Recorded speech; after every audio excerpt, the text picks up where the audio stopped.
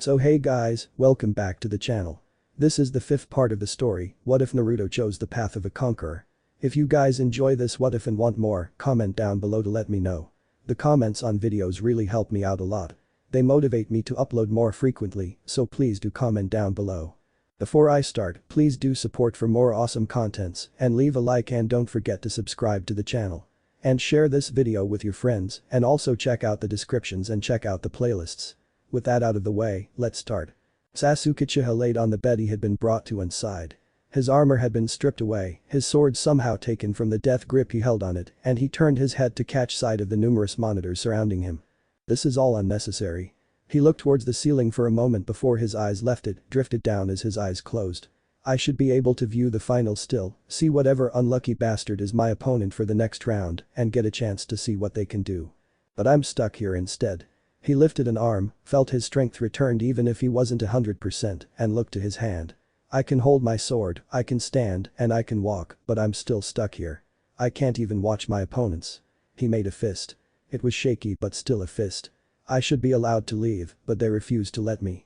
His eyes left his hand, looked to where he knew a number of Naruto's Praetorians waited. His sharingan had found them despite their rather adept use of the transformation technique. You shouldn't be awake. He didn't see who appeared next to him, forced any exclamation of surprise back down his throat. He turned his head with deliberate slowness, allowed his sharingan to take in the familiar figure standing next to his bed. I shouldn't have won in the eyes of some but I did. I am, at times, full of surprises, but you should know that already. Sasuke refused to be on his back, sat up in his bed. At least he tried to. 2 fingers were all it took to force him back down. His visitor knew he didn't like it, forced to be made to rest on his back like a child. He was powerless in such a state, at the mercy of whatever had motivated the cause of his current state to visit the Uchiha. It was not care for his well-being, the Jonin had never expressed that before. His reason was simple, the Uchiha was enlightened enough of future events to know why the Jonin was present. The invasion that sought to destroy Konohagakure before the day was over with. Don't try to get up again. It's for your own health Sasuke. Kakashi ignored the glare from the Uchiha. His sharingan took shape in his eyes, glared up at him to no effect. The Jonin didn't care about the hate in the eyes that looked at him. He only cared about the fear, the tiny silver of the powerful emotion that resided in them. The Uchiha could hide it all he wanted to, the Jonin was more than capable of reading him and others like him with ease. It had meant life or death in some missions, and he had survived them all with good reason. Now, I have some questions for you, and I expect an answer to each and every one of them. The fear grew when the pressure grew, when the corner of his single visible eye crinkled. If you don't answer or decide to lie to me, you won't like what happens. The fear wasn't as well hidden now, it had grown too much to remain hidden within the shadow of hate. Do you understand, Sasuke Uchiha? He didn't need an answer. He didn't expect one in truth. The Uchiha didn't give him one. He was fine with it. The first question is simple. Kakashi leaned forward, made it slightly harder for the Uchiha to fill his lungs with air. How many men does Naruto's legion have? Defiance. Defiance came from a new fear. And why would I tell you such information, Silver Fang? Naruto's personal nickname for him, the nickname all member of the Legion had adopted for him as well, was spat from his mouth like a swear, as if it made him sick to simply sound it. Ka.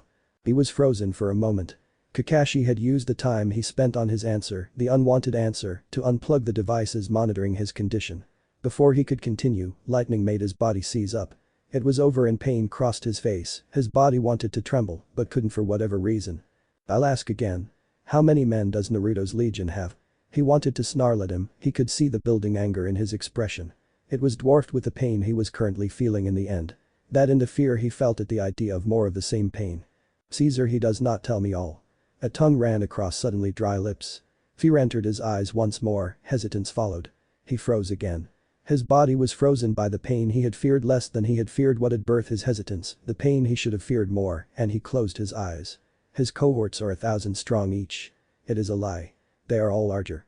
His eyes would not open. The third is the largest but he keeps much of his force in reserve since he fought you. Numbers. The pain would return. He needed him to know it would return if he didn't give him what he wanted. Now. The third is 7,000 strong and it grows. The others lie between 2 and 5,000. I do not know which is which. His eyes opened. Kakashi saw the fear in his eyes, saw the growing terror. It was close to the border that held only madness beyond. He was getting closer to the edge of his sanity from the sheer fear he felt. I know nothing else of such things. He was being honest. His body froze. Why didn't you just tell me that at first, Sasuke? The pain was greater and lesser than before. It lasted longer but wasn't as intense. It would be a waste for him to lose his consciousness before he was finished with him, would make all of this a waste. His body returned to his control, his eyes were closed from the lingering pain, and he almost felt regret. Almost. He continued on. Next question. He couldn't feel guilt with what he was doing, what was necessary. How does the seal work? What seal? Sasuke truly did growl those words. Kakashi sighed. His body froze again. His eyes were wide through, he allowed him that much. He wanted to scream from the looks of it, from the tears pooling in his eyes. He wanted to scream, but it was as if his body wasn't his own, he was nothing but a puppet that was given a mind. He wanted to scream but he couldn't. His body was far from his to control. Don't play dumb. The pain was gone just as suddenly as it had arrived. The boy's chest heaved as he took in air, his body had broken out into a cold sweat and his eyes were gaining a wild light to them. He was afraid to struggle. The seal Naruto gave you, gave his centurions, gave Sakura. How does it work? What seal? Kakashi could give him credit. He refused to speak on it despite what he knew was coming. It was admirable, showed his loyalty. If this was a different situation, Kakashi would applaud him for such a trait. It wasn't a different situation. His loyalty was a hindrance to his mission. His body wasn't his again. He couldn't move his eyes this time as they looked without seeing, covered in a veil of pain, he was rendered an agonized statue. Nothing but his mind was his, the rest of his body was no better than stone. He couldn't breathe, couldn't scream, couldn't blink, couldn't move, and could do nothing to stop the pain. It lasted long to the boy, too long. It stopped. How does the seal work? He repeated his question for the last time. The Uchiha looked at him. He looked back at the Uchiha. The Uchiha sneered. Go ahead. He turned his head away. I have nothing left to say. He braced himself for agony. His fingers were removed. I guess you don't. The clone dispelled without another word. What did you learn, Haddock? Kakashi Haddock stood away from the stadium on top of a rooftop near the gates, his eyes traveling across the still forests he glimpsed past the walls. Danzo Shimura had emerged into the light just this once, a four-man Anbu squad shadowing him for his own protection. Nothing that I didn't already know. Kakashi didn't let his unease show. He was too experienced to let what he had learned about so recently unnerve him. He was a professional former Anbu Black Ops captain, one of the strongest jonin in the village, and a shinobi renowned for his skills among even his enemies. He has a large force in reserve. The exact number isn't known, but I'm sure it's something large. You know more. Danzo spoke a fact. He did not press the jonin. Your dislike of the Uzumaki should not cloud your judgment like Sarutobi's care for what the boy once was has his. Hate can blind just as much as love, I thought you would know that. What information did the boy give you about the seal? He's either more loyal to Naruto than I thought, or he's too afraid of what he'll do to him to consider betraying any information on the seal. Kakashi didn't sigh. He focused on the still treetops, let the wind caress his face. The genjutsu they've set up is pretty impressive. They fooled our sensors and the barrier despite the Aburim who headed off this morning. The Aburim you speak of never arrived to the rendezvous point. I gave orders for them to be put to sleep. Danzo did not hide what he had done from Kakashi. The jonin wasn't surprised and wasn't angered at what he had just heard so freely admitted by the man known by the title The Darkness of Shinobi. The barrier team will be a necessary sacrifice for the village. They're already dead then. Kakashi just resolved to head to the memorial once this was all over with. He would ask for forgiveness from more comrades he had failed to save, ask more to forgive trash like him. He just needed to add more names to the always growing list that he could never forget. That he hoped to never forget no matter how long it grew, no matter how many names were added today. You must know more about Orochimaru's contributions to this invasion, right Danzo-san? What should I expect? Monsters of course. Danzo turned, his cane struck the ground. I will be departing to the stadium now Haddock-san. I wish you good luck. I don't need luck. Kakashi focused on the illusion before him, before them all. The treetops were beautiful even if they were fakes. What do you plan to do about Naruto? You're his sensei. You are a loyal shinobi of Konohagakure. You will be the one to speak with him. The Anbu did not depart with Danzo. He was deceptively fast for an old man. Kakashi blinked and he had vanished from sight. The Anbu remained. Eyes hidden by masks looked to where he stood and he silently departed. Any rude Anbu were capable shinobi. Not as capable as him but they were also devoted. They would die for the village, die for Danzo. He was almost impressed by them. They didn't have to spend hours at the memorial stone, see the names that were there because of failure after failure. They didn't have to fear more names being added because they continued to fail. Naruto. His thoughts centered on his student as he moved away from his position. Almost immediately he was joined by an Anbu. Her purple hair was unmistakable. She saw no need to disguise it, saw no need to hide who she was from her future victims. She craved vengeance. She wanted blood today and she would have it. Kakashi. Yugao. She matched his pace. It was the standard Anbu pace. He, or they if she stayed, would reach the stadium in a few minutes. Anzo-sama spoke with you. She had been assigned to watch him. He had known ever since he returned from Waves with Team 7. She was good, but he was simply better. Some would call him one of the best shinobi in the world.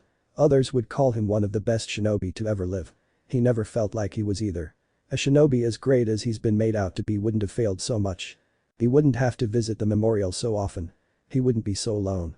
He would be focused on Yugao and not sidetracked by his thought. He tell you. I was thinking about life so didn't quite catch that Yugao. He could focus now. He needed to focus with Yugao. Anything he said would be reported. He needed to watch what he said, what he did. His face couldn't even be carefully blank. It would be suspicious. Suspicious behavior would be reported. He would be under watch longer. I asked what did he tell you? Yugao repeated her question with no trace of annoyance. She was used to his behavior. Even when he had been in Anbu, had been close to Danzo Shimura, he had acted close enough to present him. He told me to talk to my student, the one with the army hidden somewhere. Since we're going to be invaded soon enough, he wants me to get him to help save the village. And I guess inflate his ego even more than it already is. He could be candid at least with Yugao. She knew about Naruto, knew how dangerous he must really be. She had to know. Someone had to know how dangerous he was. Jiraiya obviously didn't if Danzo came to him. Hiruzen didn't if Danzo came to him. No one did if Danzo came to him. I'm surprised he was so honest. Yugao kept pace with him still. She stayed at his side. She wasn't his subordinate anymore and didn't need to fall in behind him. They weren't part of a squad. He didn't need to take point as captain. You and him must be some of the people who know the most about what's going to happen soon. I can guess well enough. Kakashi stopped suddenly. He was close enough to the stadium to find Naruto later. His eyes, his senses, searched for a familiar face and didn't find it. Guy was somewhere else. He must have been somewhere in the stadium, his chakra signature was coming from inside at least. I don't know exactly how it'll start, but it'll be twofold. The stadium is the perfect place to begin a shock and awe type of attack. It'll draw our unprepared forces away from the walls and allow the true attack to begin nearly unopposed. Our forces will be spread thin, trapped between two fronts. The Hokage will probably be removed from the battlefield somehow, locked in combat with the Kazekage most likely. It'll take a while to restore order, organize our forces, evacuate the civilians, and for our stronger shinobi to return from patrol. Anbu are stationed across the village to prevent this. Yugao had stopped with him. She had been prepared to continue forward but must have read him better than he thought. She had been prepared to continue but had been ready to stop. Her eyes were sharper than he gave her credit for. Anbu was her calling. Critical security zones are under guard in addition to shinobi planted in the crowd to direct civilians to safety if the stadium is where the attack will begin. Hokage-sama also has guards. The Anbu commander himself is somewhere nearby to provide immediate assistance to Hokage-sama should the need arise. The Hokage guard platoon has also been directed to remain close by in case of an attack. They won't help against the Kazekage. They'll either die or Hiruzen will send them away to assist in the village. Panic will consume the civilians and make moving them a hassle. We'll also need to prioritize the recovery and evacuation of any and all clan heirs and heiresses present at the stadium. Before any clan commits their forces to the defense of the village, they'll commit themselves to protecting the children. Shikamaru Nara, Ino Yamanaka, Choji Akimichi, Shino Aburam, and Kiba Inyazuka will be the focus of any and all Nara, Yamanaka, Akimichi, Aburam, and Inyazuka clan members present in the stadium. They'll be taken away before they could be taken as possible hostages by the attacking force located there. Hinata Hyuga will be escorted from the stadium under heavy guard by the Hyuga clan and any Anbu Black Ops agents already assigned to her protection as the heiress to the main branch of the Hyuga clan. Until all 6 of them are accounted for and safe, the 6 clans will not devote their forces to whatever counterattack we develop while they do so. Once they are, I have no doubt the battle will turn in our favor. The Akimichi will be responsible for dealing with the main force due to their hidden techniques revolving around large damage. The Aburam will be responsible for focusing on more powerful attackers and draining them of their chakra. The Yamanaka will create a communication system that will enable our forces to be better directed. The Nara will be responsible for enemies deemed important enough to capture alive and interrogate later. The Hyuga, the branch family at least, will be spread out to reinforce our remaining forces. The main family members will most likely head to the front line directed by Hiashi Hyuga. Once the stronger clans join the battle, Konoha will most likely be able to initiate a full-force counterattack. It'll fail. Orochimaru is also part of this invasion and will be waiting for it. He'll deploy shock troops, possesses a dangerous level of information usual confidential regarding our tactics, will no doubt be on the battlefield and taking part in the invasion himself, and he's one of the Sannin. We'll be lucky to reach the point where we can even begin to consider a counterattack with him present. The Hokage will be occupied, Konoha's stronger shinobi will be responsible for dealing with Tsuna's Jinchuriki most likely, and our forces will already be severely depleted from the nature of a surprise attack. And none of this is even accounting for any of the daimyo who will be present. Most with their own security force like the Fire Daimyo's 12 Guardian Ninja and the usual samurai. They can only further complicate matters and leave us even more unprepared for the attack. Are you saying Konoha stands no chance, Kakashi? Yugao didn't let anger color her tone. She was angry, of course. He had dissected the strategy that had been developed in the short time frame between learning of the invasion and the present. She no doubt felt like he was a borderline traitor for telling her it would fail. I'm being realistic. Kakashi's eye drifted from the stadium to Yugao. We know nothing of what we can reasonably expect to be half the invasion force, in the form of any and all Atogakure shinobi. Son Agakure is well known for shinobi hailing from that village having great specialization and power.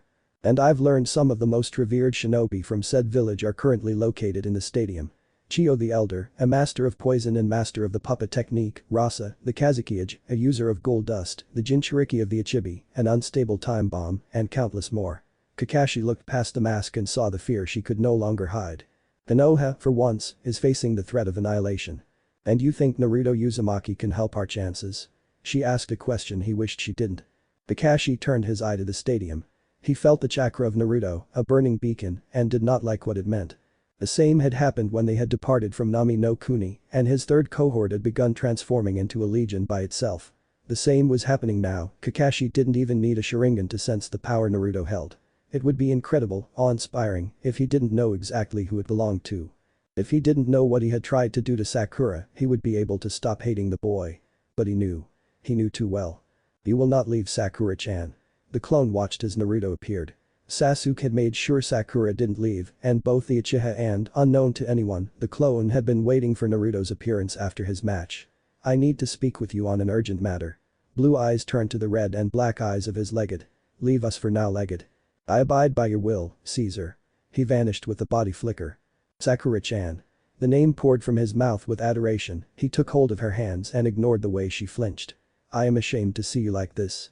Emerald eyes looked into blue. The clone watched, moved the metal plate that showed his allegiance to Konoha to reveal the sharingan. You have allowed your weakness to show, allowed a foe to triumph over you, and for that I should abandon you, but I shall not. He pulled her closer, the clone prepared himself to intervene if it moved much further. I did not wish for others to see that pitiful weakness. I ordered my loyal legion, your devoted Blossom Guards, to intervene, but they could only do so much. He looked at her with eyes filled with love, ignored what the words he spoke did to her.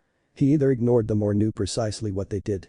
You allowed your weakness to show, allowed everyone to see you for what precisely you are.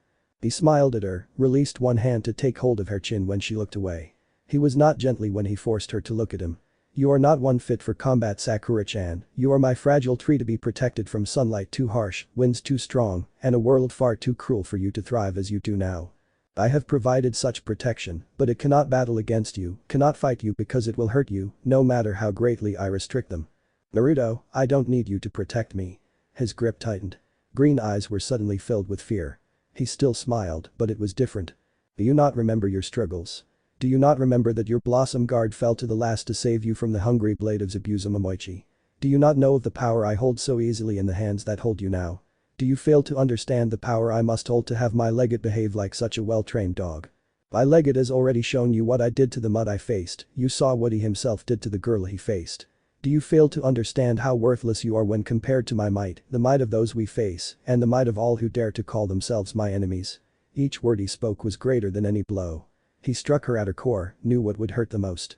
He told her how weak she was. He struck the ever-present fear in her heart that she would never become anything because she could never become strong enough to matter. He knew her worries, knew how those fears had taken hold of her heart the longer she saw what he could do. I hold power like no other before me, my Legate holds power few can match, but what do you hold, Sakura-chan? His smile never fell when he saw something break. He pressed for the answer he knew she would give, the only answer his words would bring forth. What do you hold, Sakura-chan? Naruto, please, she could not speak it. If she did, if she told him the answer, everything in her would shatter. Tears came from her eyes. His smile never fell. It grew at the sight of her tears, the sight of his growing triumph over another battlefield. "What do you hold, Sakura-chan?" He tightened his hold, drew her closer. She was close enough to see the madness in his eyes. "What do you hold, Sakura-chan?" He repeated the question that needed to be answered, the answer that would make her his. "Answer me."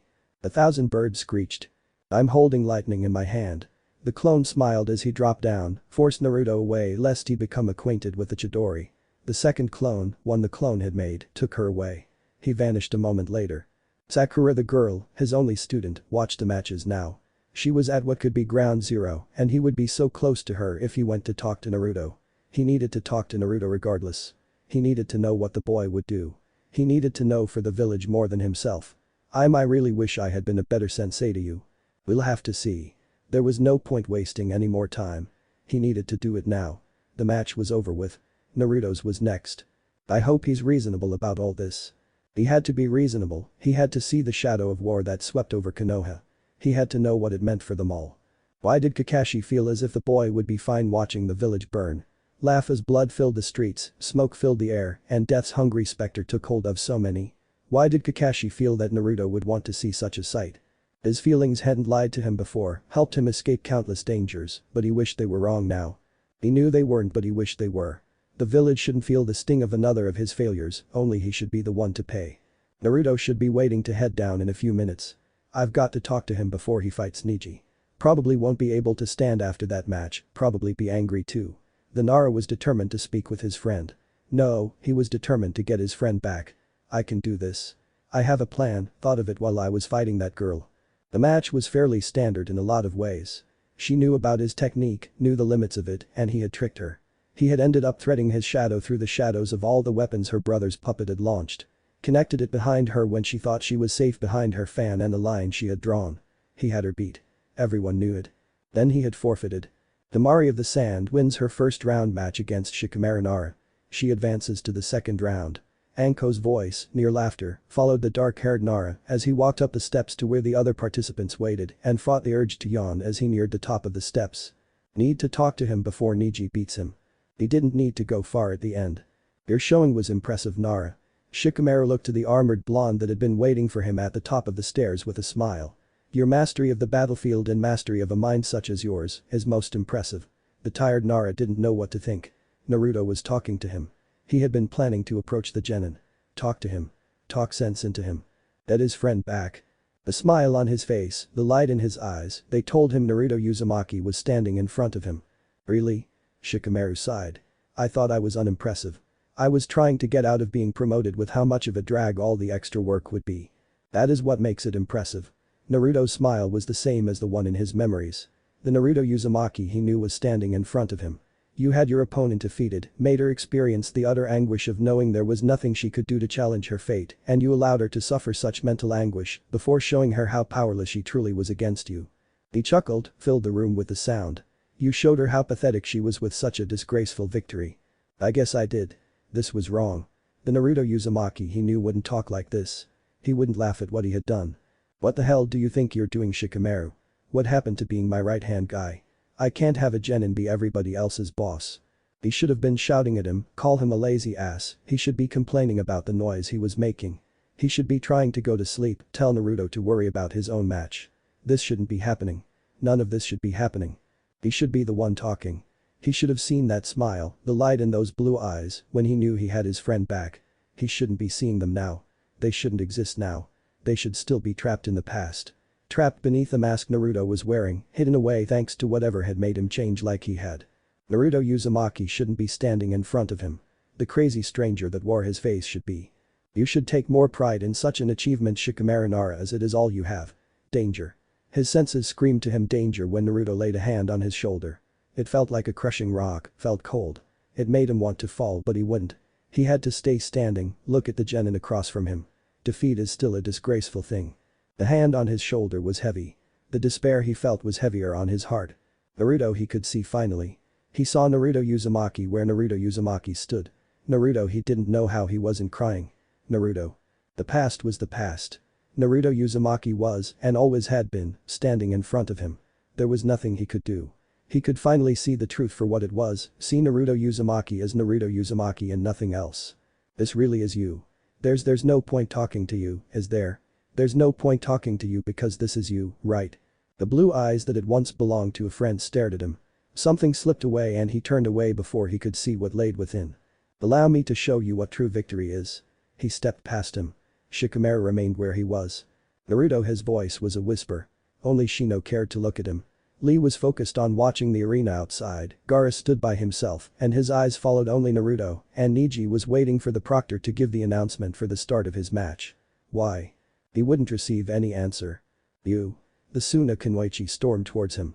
Her eyes were filled with fury, embarrassment, even a silver of fear. What the hell do you think you were doing out there? What?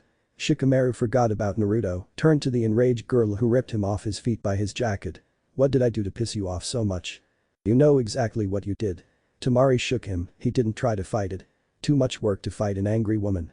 You had the match won, outmaneuvered me the entire time, and you just gave up in the end. You sprouted some bullshit about not having chakra, but you lied, so what made you quit? I wasn't lying. Shikamaru wasn't concerned when her grip tightened. I don't have a lot of chakra, I couldn't pull the same trick off in the second round, so why even bother? I would only embarrass myself in front of a bunch of people, so I forfeited. If you were going to forfeit, why did you waste so much chakra? Shikamaru wouldn't admit it now, but this girl, Temari, knew the right questions to ask.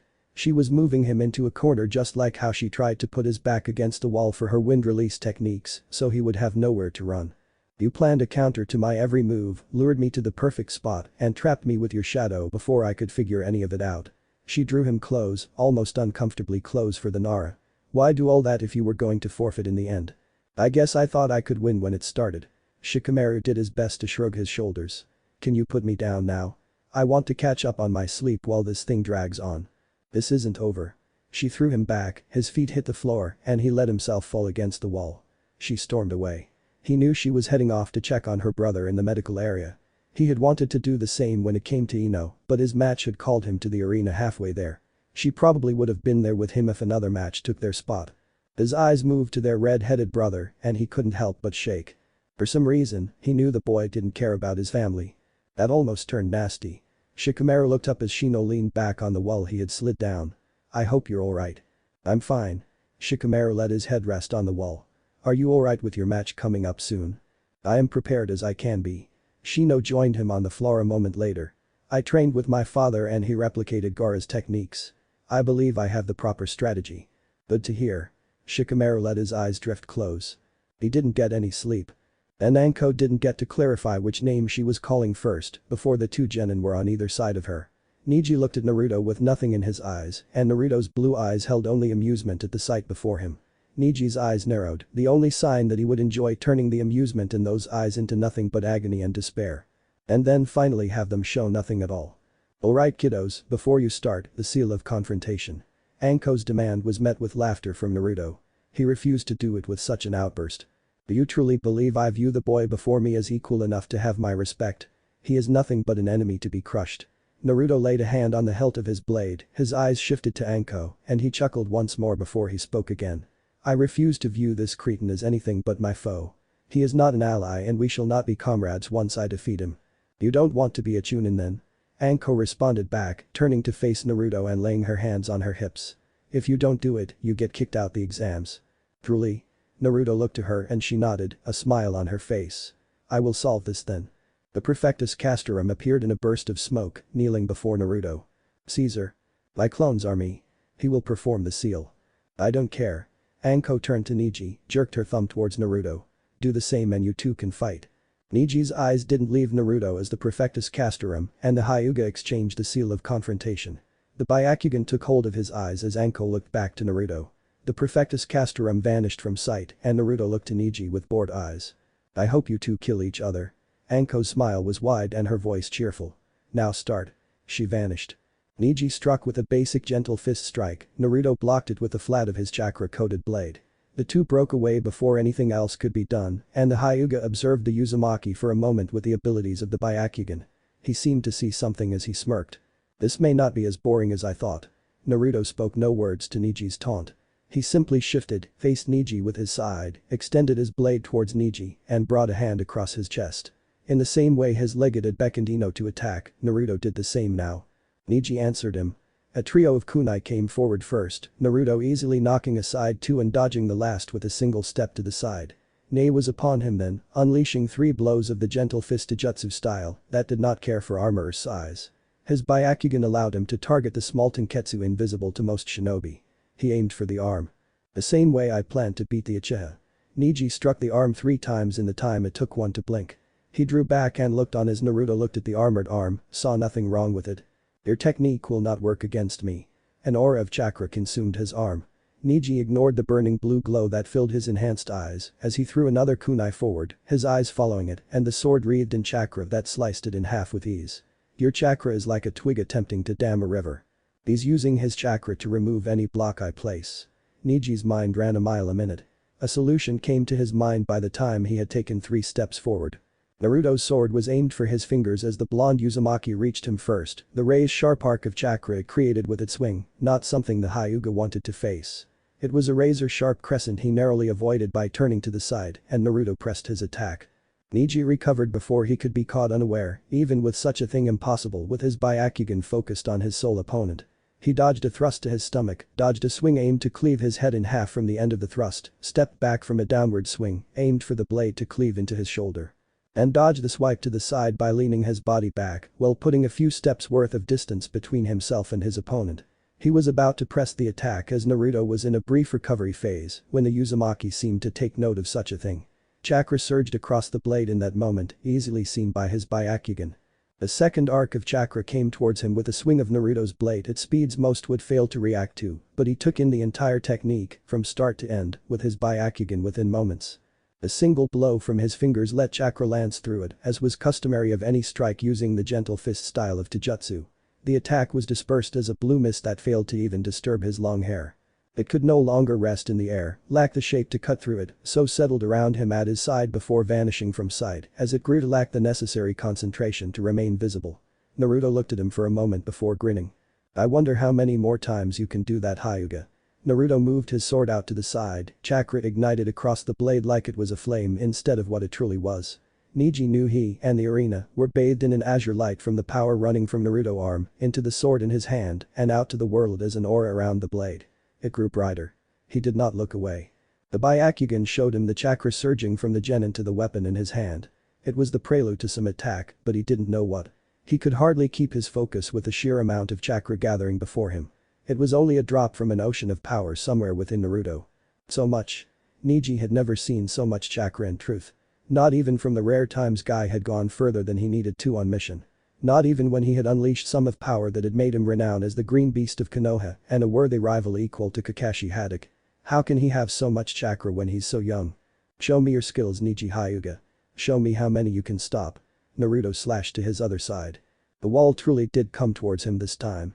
The chakra Naruto threw into the swing bathed not only the arena but the seating area in azure light, showed everyone a taste of his power. A blue beacon of light shined into the sky from the stadium, allowed all around Konoha to see a glimpse of the might of Naruto Uzumaki. No choice then. The byakugan showed him all. It showed him the range of the technique, where the power had been focused, and how dangerous it was to even attempt to stop. Neji had no choice as escape to the side, to the air, was impossible. He could only escape the attack by facing it head-on. He did not shy away from the challenge in front of him. He almost welcomed it as the veins around his eyes bulged. Allow me to show you a glimpse of the fate that awaits you, Naruto Uzumaki. Neji entered a specific stance, the same stance he had entered in his match in the preliminaries. Chakra burst to life around his hands, did not match the ferocity of the inferno that burned around Naruto's sword, but it cloaked his hands in a blue haze. Your attacks, like all others, are nothing when they come against the powers of my eyes, the eyes of the Hyuga clan. Neji surged forward and met the wave of chakra. A trigram vacuum palm. He didn't strike the wall with his palm flat on it, they were angled, the force of the blow was dispersed across the wall. It was rendered unstable. 2 palms. He truly did strike with 2 palms, powerful blasts of chakra rippling across the wave and further dispersing it, further weakening its ferocious might, but Neji could not advance. He hadn't even brought the wall Naruto had so casually unleashed on him to a stop. 4 palms. He struck with 4 palm strikes, 4 powerful waves of chakra rippling over Naruto's attack once more, and blue eyes watched in delight as the attack was weakened. He nearly laughed as Neji still was forced to backpedal forward. 8 palms. 8 blows came against a wall of chakra that still remained, 8 blows came, and it at last began to truly show signs of damage. It bulged, its entire form bulged and began to slow. Its unstoppable path was still proven true as it was not yet stopped. It was slowing. 16 palms. Neji struck out once more, his strikes impossible to follow. Each further distorted the wall Naruto had sent against him, further dispersed the chakra on the edges, and further showed the Hyuga truly was a prodigy. 32 palms. Neji began ripped away the attack at last. Its shell was broken, it was slowed to a crawl, if not stopped entirely, and he continued his attack on it. He gained ground. He began to step forward, force the great wall of chakra to drag itself back with the force of blows that shook it. 8 trigram 64 palms. Neji delivered those 32 hits in rapid succession and without leniency. Each released enough chakra to kill the normal shinobi, leave them crippled at the least, with their ability to form and shape chakra obliterated, along with their chakra pathway system, and the last blow was delivered with a smirk. He was panting for only a moment before he regained full control of his breathing. He was keeping himself upright at the unexpected expenditure of chakra, but he was standing without issue as the wall of chakra, the unassailable wall that had been the attack, was dispersed into harmless motes of chakra around him. An azure shower of motes of chakra was all that remained of the mighty attack that had once been a herald of devastation. Those same motes of chakra let a shine take hold in the air, created a rainbow as it functioned as a prism to the light around the Hyuga. He let his hands fall to his side, took inventory of his chakra reserves, and found them depleted, but nowhere near enough to stop him from fighting, and smirked at the Uzumaki across from him. You see a glimpse of what awaits you by the end of today, Naruto Uzumaki. Neji was a member of Team Guy, destroying the technique would exhaust any other shinobi, but functioned only as a warm-up for him. He was ready to continue the fight without a moment to take a rest he did not need. Your techniques are powerless against the might of the byakugan, against my technique you are trapped in a hopeless match. Fate has decided the outcome already, and it is only your complete defeat, Naruto Uzumaki. You have stopped one attack, Hyuga. Naruto returned his sword to his side, stretched out his arm once more. I did not command you to show me how you could stop one of my attacks with the ocular might of your byakugan and your skills with the gentle fist you Hyuga are known for. I commanded you to show me how many of my attacks you could stop. Chakra reignited across the blade, an azure flame of chakra burned away from his hand and coated the sword in its shining embrace. He smirked at the look that crossed the Hyuga's face, the fear that came across his face, no matter what he did to try and hide it from his sight. He chuckled as the flame burned brighter, the power flowed with less restraint, and he allowed a glimpse of the ocean of might he held. I will not be denied and will have my answer before the end of this match. Now stop the second one. Naruto slashed to his side. A new wall of chakra roared forth. It filled the arena and filled the seats with its intense light, fired a beacon into the air that announced its presence to the entirety of Konoha, and came towards Neji with almost savage excitement, despite it not being able to express such a thing. It was simply a new mass of chakra unleashed by the Uzumaki against his opponent. It was nothing but a new test for the Hyuga, while the Uzumaki amused himself with the match. It's the same as his first attack. Neji readied himself, knew he could not perform the same technique at the same intensity twice to destroy it. He could do it of course, but it would be a massive waste of chakra when his byakugan showed him a better way, one that allowed him to keep more of his reserves. 8 trigrams vacuum palm. Neji threw a palm forward, unleashed a forceful attack against the wall as he raced forward after it. Naruto rose an eyebrow at the sight, at the chakra that leaked from across the Hyuga's form as blue wisps. Impossible. It did not show on his face, but surprise and rage filled Hiashi in that moment as he looked upon the boy beneath him. His byakugan, one of many of the Hyuga in attendance, activated to take in the sight before him in detail. That is a technique exclusive to the main house. A member of the branch house could not possibly know it. Especially one so young. Neji. Hina couldn't help but feel pride at the boy who fought in the arena. You have no idea just how much you've helped the branch house, how you've helped us all. She fought down the smile that wanted to come across her face. That's impossible. Hanabi Hyuga was of the same mind as her father, but her young face showed his anger. I haven't even mastered that technique yet. How can some boy from the branch house have it? You're a genius, Neji. In one of the seats next to Hiashi, Hinata fought her urge to smile, and she nearly failed. You can't beat Naruto-kun, but you're a genius to figure out the 8 trigrams palms revolving heaven. Neji threw himself into a spin, was blanketed in a roaring dome of chakra, and struck the weakened section of the wall of chakra before him. He ripped through it, emerged on the other side to find Naruto gone, as he allowed himself to come to a stop. He held himself at the ready to continue the fight, but it was worthless with his opponent missing. A third wall of chakra struck the second from the other end of the stadium. They clashed for only a moment before they dispersed each other with twin blue shockwaves.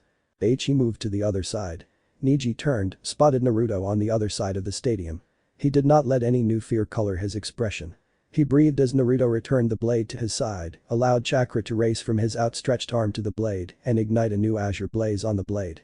I told you to stop my attacks Niji Hyuga, not to evade them or to move through them. You were to stop them with the power of the eyes you are so proud of, eyes I am to believe are the strongest Jujutsu in all of Konoha, but you failed to show me such things when you use such a tactic as that. Naruto did not swing his blade once more. He did not unleash a fourth wall of chakra and see how Niji was to overcome it. He looked at him with something approaching disgust. You have failed to entertain me as you should have. Naruto ended the titanic flow of chakra to his blade, placed it away, as Niji was blinded by the azure mist that hung in the air before it moved away. The Uzumaki held his now free hand out to his side, and his other joined it on the other side. A pilum appeared in each hand.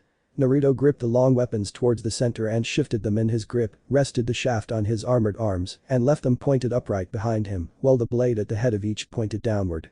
Niji's byakugan allowed him to see the power that was swiftly spreading from his hands to the blade at the end of the weapon he held in each.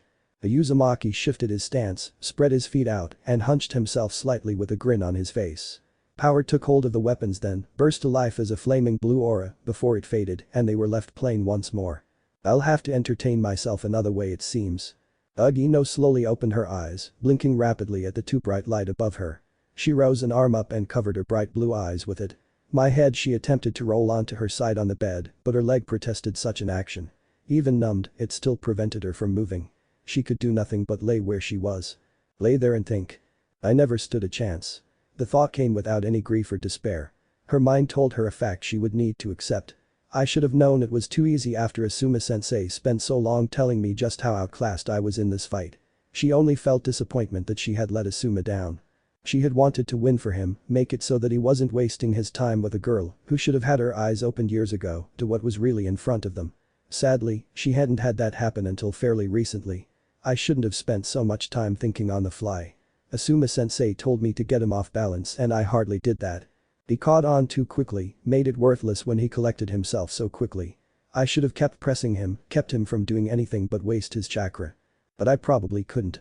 The Uchiha truly did have massive chakra reserves. He was a sure chunin simply from those alone.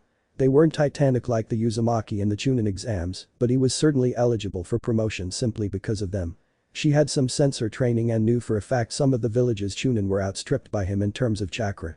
Judging from what I can sense from him even now, after our match, he's still got plenty of chakra.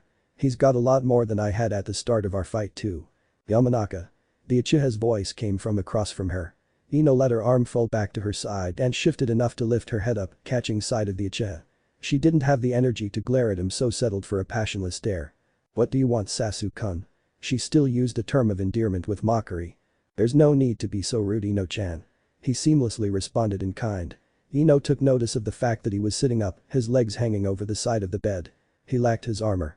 I can't be concerned for the state of my opponent after my victory. It doesn't sound like you. But what do I know besides the fact that you tried to burn the last girl you fought to death, Sasu-kun?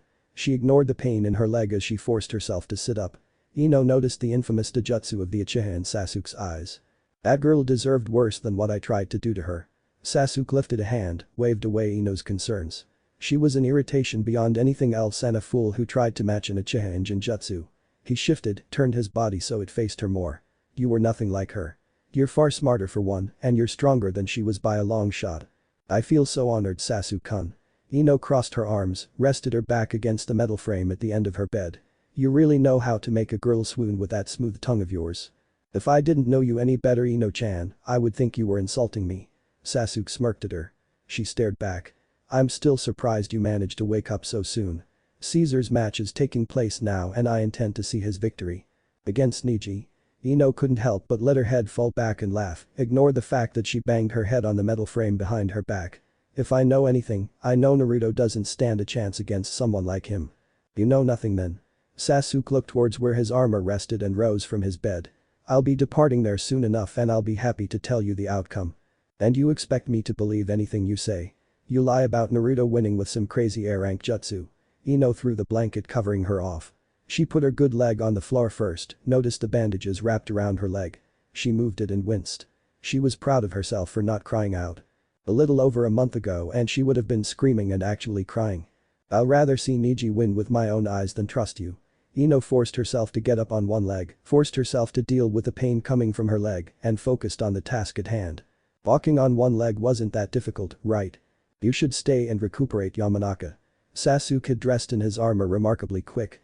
Ino had certainly taken no more than 2 minutes to get herself out of bed with her injured leg, and he was tightening the straps that kept his armor on his arms. You're not fit for travel. I'm fine. Ino rolled her eyes as she laid her hand on the bed next to her, hopping over to a nearby supply locker. There are probably some crutches or something around here. I'll find them. Sasuke was faster than her with 2 perfectly healthy legs. He should have been walking with at least a slight limp, but Ino wasn't surprised that he could just ignore whatever was bothering him. She was fine, admitting she didn't do as much damage as she hoped to the uchiha currently looking in the open supply locker. Ino didn't make a further comment in the half a minute it took the uchiha to find a set of crutches. He walked back over to her and she rolled her eyes at the infuriating smirk on his face as he handed them to her. A little over a month ago and she would have been jumping for joy at the way he was looking at her. You're smug. Ino found moving on crutches to be challenging, but something she could manage. She got the hang of them before she got to the door, the uchiha at her side. I thought you would call me arrogant. Sasuke stepped past her, pulled open the door and she did glare at him this time. You're that too. She walked past him on her crutches and started down the hall towards the arena. I'm honored you think so well of me, Ino-chan. Sasuke was at her side after closing the door behind him. Ino rolled her eyes. She didn't need to look to him to know he was smirking again. She could hear it in his voice. Naruto, the name, despite the situation, was spoken with something approaching fondness. I should have known you would master polearms too. Tenten looked on as Neji and Naruto continued to clash, the Hyuga currently on the defensive. A pilum lunged forward, a chakra-backed blow from the gentle fist user stopped it cold. The aura of chakra around it was dispersed but reappeared in the blink of an eye, Neji unable to capitalize with a second surge of chakra and shatter the pilum. He dodged to the side to avoid the thrust of the second and stepped back to prevent himself from being closed in by them. Naruto continued after him, lunging forward with one once more, but Neji batted it off target with another blow using the gentle fist. Naruto wasn't left open, he had risen the second pilum over his head at a slant during his lunge and made use of it. He brought it down in a stabbing motion, impaling the blade of the weapon in the ground. Neji avoided the blow by stepping back from his attempt to strike at Naruto. 8 trigrams vacuum palm. Neji threw his palm forward and Naruto grinned as he turned the second pilum in his hand and it joined its brethren in the ground. Neji could see the truly massive amount of chakra that anchored Naruto to the ground at his feet, the 2 pilum preventing him from being forced to bend. The Hyuga didn't need a byakugan to know the chakra currently running up and down the weapons strengthened them far beyond their normal durability. He's better than I thought. Neji put distance between himself and the Uzumaki before the force unleashed by his attack ended. Naruto cut the flow of chakra to his feet and withdrew the 2 pilum impaled in the ground. He's countered everything I've done so far with overwhelming power. Neji darted forward even in the midst of his thoughts, striking at Naruto's neck with a chakra lot in hand and being deflected by the flat head of a pilum to the side of his hand. His blow was slapped aside, but he continued turning with it, let his arm come into his chest and struck out with both at Naruto's armored chest. The spike of chakra came from each of his fingertips and aimed to strike through Naruto's armor and strike his chest. A surge of chakra to the area repelled the effects of his blow and Neji drew away before Naruto could cut off his head with the sweeping blades of the pilum in each of his hands. Naruto pressed forward before the Hyuga prodigy could recover. He lunged forward with both pilums and Neji struck the blades into the air with his palms. He moved to attack Naruto once more, aiming for his neck once again as well, and the Uzumaki leaned back to avoid it. He also brought the sharp edges of the pilums down on either side of Neji. Chakra released from the nearest Tenketsu pushed the blades away at a reasonable cost to the Hyuga's reserves. He didn't bother with trying to retreat again and only continued forward with Naruto's weapons currently out of play. His blow struck true, each of his palms striking a shoulder, and Naruto's grip on his weapons was suddenly non-existent. They fell to the ground and Neji took the chance to kick at least one away as it flew through the air and catch the second in one of his hands. A surge of chakra from Naruto ripped through the blockages Neji's chakra created in his chakra pathway system and the Uzumaki ducked low to avoid the amateurish thrust from his opponent using his own weapon. The blonde was grinning as he rose back up to his full height as Neji withdrew the weapon and shifted his grip on it. He held it more towards the upper half, no doubt surprised at the unexpected weight of the weapon, but adjusting to hold it without issue. Naruto didn't bother with summoning a new pair of weapons to his hands. He merely brought his fist into his palm. Your skills are impressive, Neji Hyuga. Naruto rolled his shoulders as he brought his hands up in something closer to a boxing stance than anything else. Niji's keen eyes recognized it for what it really was, and he didn't approach the uzumaki with anything but caution. You overcome challenge after challenge it seems without a single failure. Fate is on my side Naruto Uzumaki. Niji threw himself forward, the blade of the pilum dodged by Naruto and knocked aside with an armored forearm. He threw himself towards Niji and his fist met the gentle fist strike of the byakugan user. Naruto didn't move back, but a grimace crossed his face as he looked to his fist and Niji attempted to bring the pilum he had liberated from the Uzumaki into play by sliding it across his armored forearm. He aimed to bring it back and then lunge forward with it again, this time towards Naruto's chest, but the Uzumaki had other plans. He moved his hand and took hold of the pilum before it could be moved past him. He drew it and consequently Niji back towards him with a powerful tug. The Hyuga released his hold on the weapons and threw his now free hand forward, wisps of chakra escaping his fingertips as it cut through the air towards Naruto's arm. The Uzumaki noticed his new weapon and immediately made use of it. He snapped the pilum when he slammed it into the Hyuga's exposed side. Niji didn't allow it to stop him from continuing his blow, more than it forced him to the side and briefly left him airborne. Naruto glanced down to the half of the weapons he now held, the useful bladed end, and tossed it away. He didn't care for the broken weapon and instead charged towards the airborne Niji to beat him with his fists instead of anything else. The Hyuga's arm stabbed through the air like a snake striking its prey then, successfully striking Naruto in the arm and he immediately pulled back. Chakra was visible around him as it pulsed as an azure aura before fading. The Uzumaki didn't press his attack as Niji landed in a crouch on the ground before hastily rising back to his feet and throwing a pair of kunai forward from each hand as he dashed to the side he had not flown through the air from. Naruto's eyes narrowed as he easily batted away one pair of kunai with his armored forearm and the other two were avoided with contemptuous ease. He looked to Niji and found him now charging him from the side with his arms behind him. Chakra leaked from his fingertips and Naruto drew back instead of engaging the Hyuga. Niji suddenly put on a burst of speed and met the Uzumaki before he could put any adequate distance between the two. I have him. 2 palms.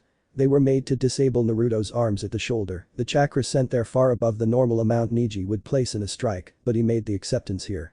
4 palms. Niji continued to strike, further disabling the arms. 8 palms. His byakugan showed him where to strike best to impede the flow of chakra to Naruto's entire body, and he made use of such knowledge. 16 palms. Niji delivered a powerful palm to Naruto's armored chest. 8 trigrams vacuum palm. Naruto was thrown back, his ability to anchor himself to the ground gone with his chakra pathway system, surgically disabled by Niji for that exact purpose. The last attack sent Naruto hurtling across the arena in an airborne state before he slammed into a wall. The 8 trigrams 32 palms isn't as effective as I hoped. Niji maintained the gentle fist stance he had transitioned to once Naruto had been sent hurtling through the air and his byakugan stayed focused on his opponent. He's already using his chakra to remove the blocks I've placed and his armor took most of the force of my last blow and his impact. Niji resisted the urge to shake his throbbing fingers. The fact hitting his armor makes my fingers hurt is also a point of concern. That armor isn't making this any easier for Niji. Tenten's brown orbs watched the match with an attention to detail many would be hard-pressed to replicate.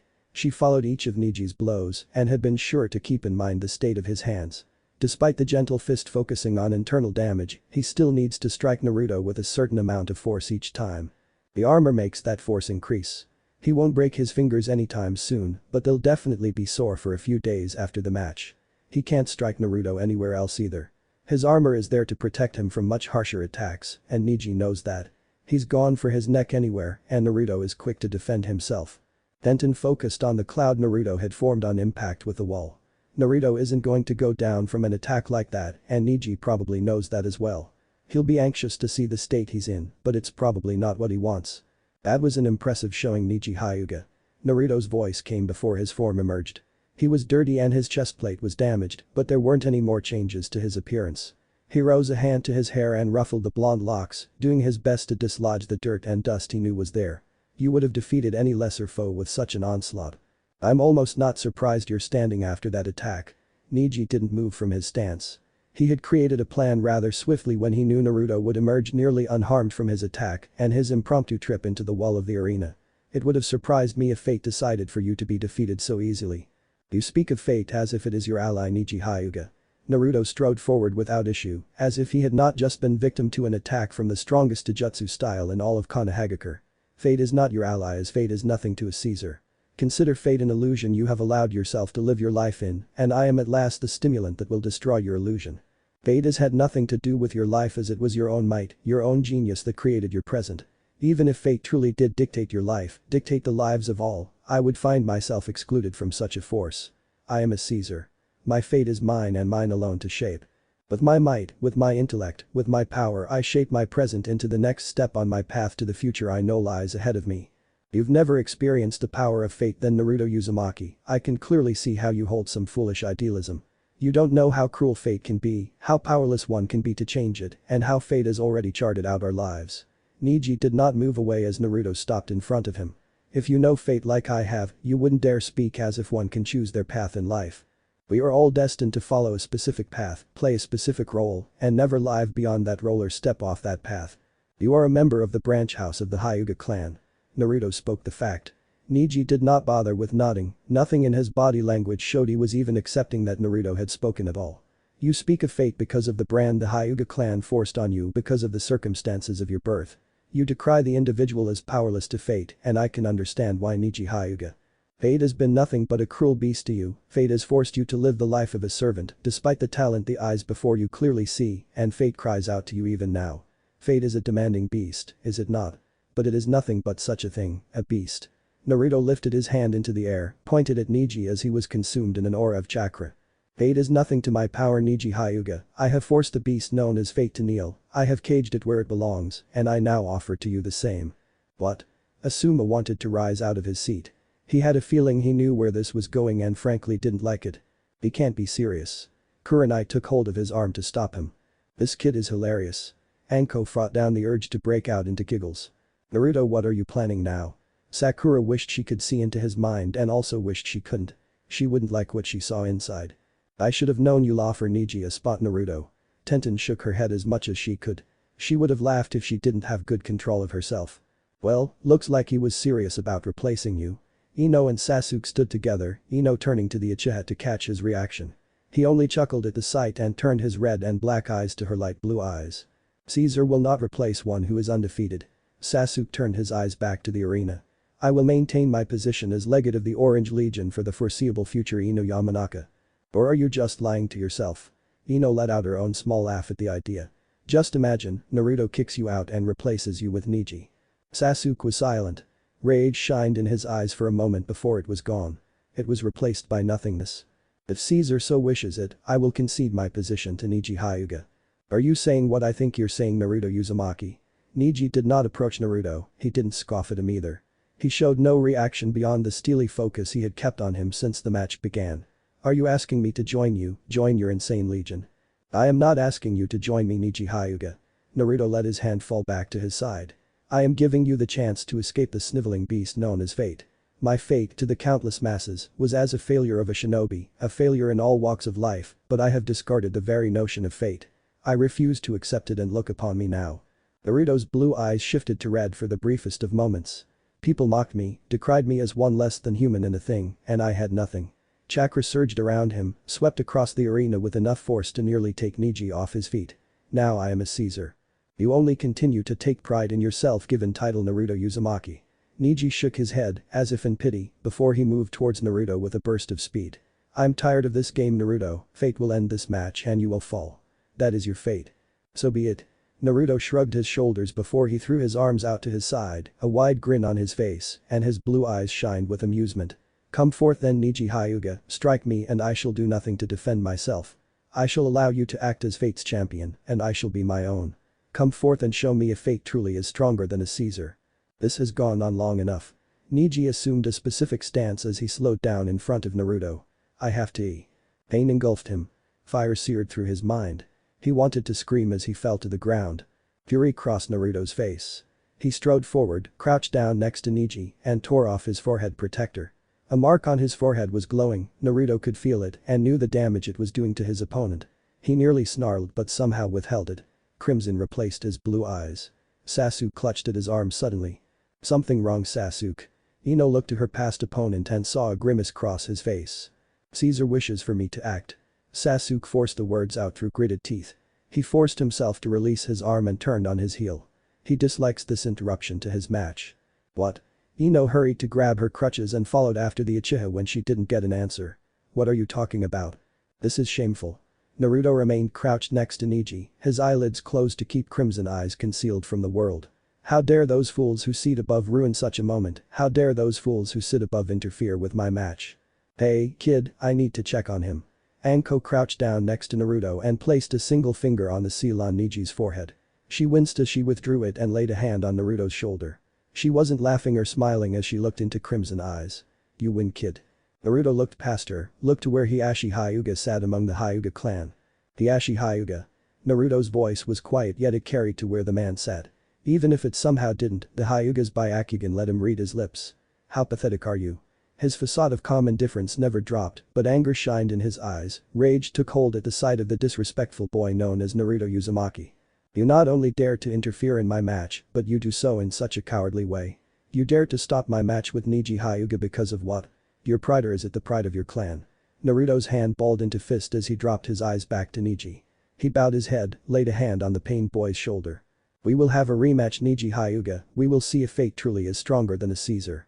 Naruto did not look away from Neji as a demonic power appeared next to the Hyuga. I advise you to stop the seal. Sasuke Uchiha looked to Hiashi Hyuga and, more specifically, the seal his hands performed. Your goal is accomplished. The sharingan locked with the byakugan. The dojutsu clashed, but one did not fight the other. Cold indifference filled the red and black eyes that looked into white. Continue and I will remove at least one hand. The sky shifted to darkness. The world around them shifted to hell. Skeletons surrounded Hiashi, took hold of him with clawed hands, sought to consume his flesh. He did not allow the genjutsu to affect him. Blood poured onto his head, consumed him as he fell, and filled his lungs. His byakugan showed him it was an illusion. The world still shifted. The world forever shifted now. He released the seal. Sasuke Uchiha broke eye contact and left the way he had come. Naruto Uzumaki wins his first round match against Neji Hyuga. He advances to the second round. Anko announced the obvious as the Hyuga was carried away, unconscious from pain. Even now a grimace crossed his face. What was that? Ino moved with Sasuke back down the halls. The Uchiha didn't answer her for a moment before he paused, began to undo the cord keeping a bracer in place. Caesar's seal. Sasuke held his arm out to Ino, allowed a black mark to appear to her sight. He covered it just as swiftly as it had appeared, began to retie the cord once Ino had gotten a good look at it. His centurions and myself were gifted it. You're not going to explain anything else, are you? Ino's question received the obvious answer and silence from the Uchiha. The only sound was of the movement of the cord as his arm was concealed beneath the armor he wore once more. I should really be demanding some kind of answer, but for some reason, I'm not going to bother with it. You are intelligent, Ino-chan. Sasuke began walking again, and Ino rolled her eyes as she quickly caught up with him despite her crutches. She didn't know why she was at ease with her opponent, but she felt alright being in the Uchiha's presence so far. That Naruto struck the closest wall. He wanted to growl but he refrained. He wanted to curse, but he refrained. He wanted to take Hiashi Hyuga's head, but, somehow, he refrained. He wanted to continue his battle with Neji Hyuga, but it was impossible now. He would be lucky to awaken by the end of the day after Hiashi's use of the seal against him. I am infuriated.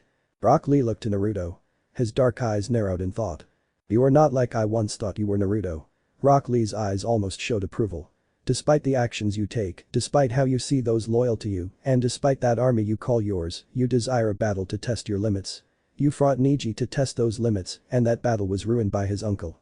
You are confusing to a shinobi like myself. Lee resisted the urge to pull at his dark hair. His bandaged fists only tightened at his side.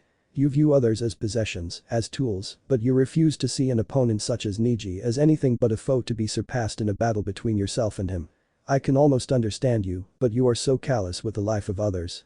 You do not accept defeat from anyone, not yourself, not those who serve you, and not those you view as belonging to you, but you didn't attack Neji with overwhelming numbers like I once thought you would. You showed him your power, made him show you his skills, and then you fought to match those skills. Lee's eyes did not leave Naruto's nearly enraged form, his surprisingly high level of self-control being the only reason the green-clad genin could see why he hadn't attacked the Hyuga clan's head. You are confusing Naruto Uzumaki. Caesar. Sasuke Uchiha stepped in through the door he had exited, Ino Yamanaka followed after him. Sasuke dropped to a knee, bowed his head, and brought his fist to his heart. I have done as you owe. Rise, Legate. Naruto interrupted him, and Sasuke rose without another word. Ino, from where she stood, could swear she saw a sliver of fear enter his eyes before it was ruthlessly suppressed. The second round of the exams will begin soon. Before they begin, see to it that Neji Hyuga understands he and I will fight again. I do not care if it is with spectators or without. Our battle will have a victor. Yes, Caesar. Sasuke once again brought his fist to his heart and bowed his head. I will see to it. Then you are dismissed. Naruto's eyes briefly moved to Ino. She did nothing but match his glare. No humor or amusement entered his eyes at the sight of such a thing. His rage remained his focus, his rage remained veiled in his eyes. Converse with your defeated foe if you so wish it. I do not care for what you do. I care only for my orders being followed. Naruto turned away, moved to where he once watched the matches from, and resumed his silent observation. He did not care that the arena was empty. He distracted himself from his rage with the sight of what had been an exciting fight before it was ruined. Shino, Aburam and Gaara of the Sand, get down here. Anko called up to the viewing box. The jacket-wearing genin rose from where he sat next to Shikamaru, and the red-haired boy began walking. Naruto Uzumaki. Gaara didn't continue as he came near Naruto's still form. He looked at him and some of the genin actually choked on air. The sheer desire for death flowed through the air, flowed through their beings, and they knew they were nothing but ants to this power. None of them could handle it. Fear, terror, panic crossed the face of Temari. She was frozen despite her desire to run. Shikamaru was shaking, his eyes snapped open as he looked towards the two genin. Lee was motionless, but his eyes were wide. His body would not fall to terror, but his mind had, for a moment, lost control. Shino's body shook, the insects within stirred up into frenzy. Ino nearly fell as her arms turned limp, as fear made her cold, and the Uchiha's hand snapped out. She could feel it trembling as it supported her. He was terrified, but he could at least move even if it was simply his arm. Mother wants your blood. Naruto shifted, allowed red eyes to meet the teal eyes of Gaara of the Sand. I hear nothing but the snarls of a beaten dog from your lips. Power filled the space between the two, power roared to life but was invisible. A clash none could see, but all in the room could feel, took hold. You will need to repeat yourself. You will die. Gaara was not afraid. My time has not yet come. Naruto welcomed the beast. Gaara continued on his way. Naruto turned back to the arena. Death left the room. What was that? Shikamaru was almost glad he was on the floor already. He saw Temari nearly fall once the feeling was gone, Lee's body was rigid where it had once been relaxed, and he looked to Ino with worry, only to find her supported by the Uchiha. He could see the tremble, however faint, from his arm. How did those two do that? His eyes turned to Shino, the Aburam still. There's no way Shino can win against him. Hey. Get down here before you're both disqualified. Anko's voice snapped Shino's focus towards the stairs. Gaara had already descended down them without a pause in his step. Shino Aburam. Naruto called out to Shino, but his eyes didn't leave the arena, leave where Gaara slowly walked over to where Anko impatiently waited. He drew the Aburam's attention regardless of Anko's impending time limit. What do you say to a deal? Several minutes later, Anko glared at Shino as he arrived. What took you so long?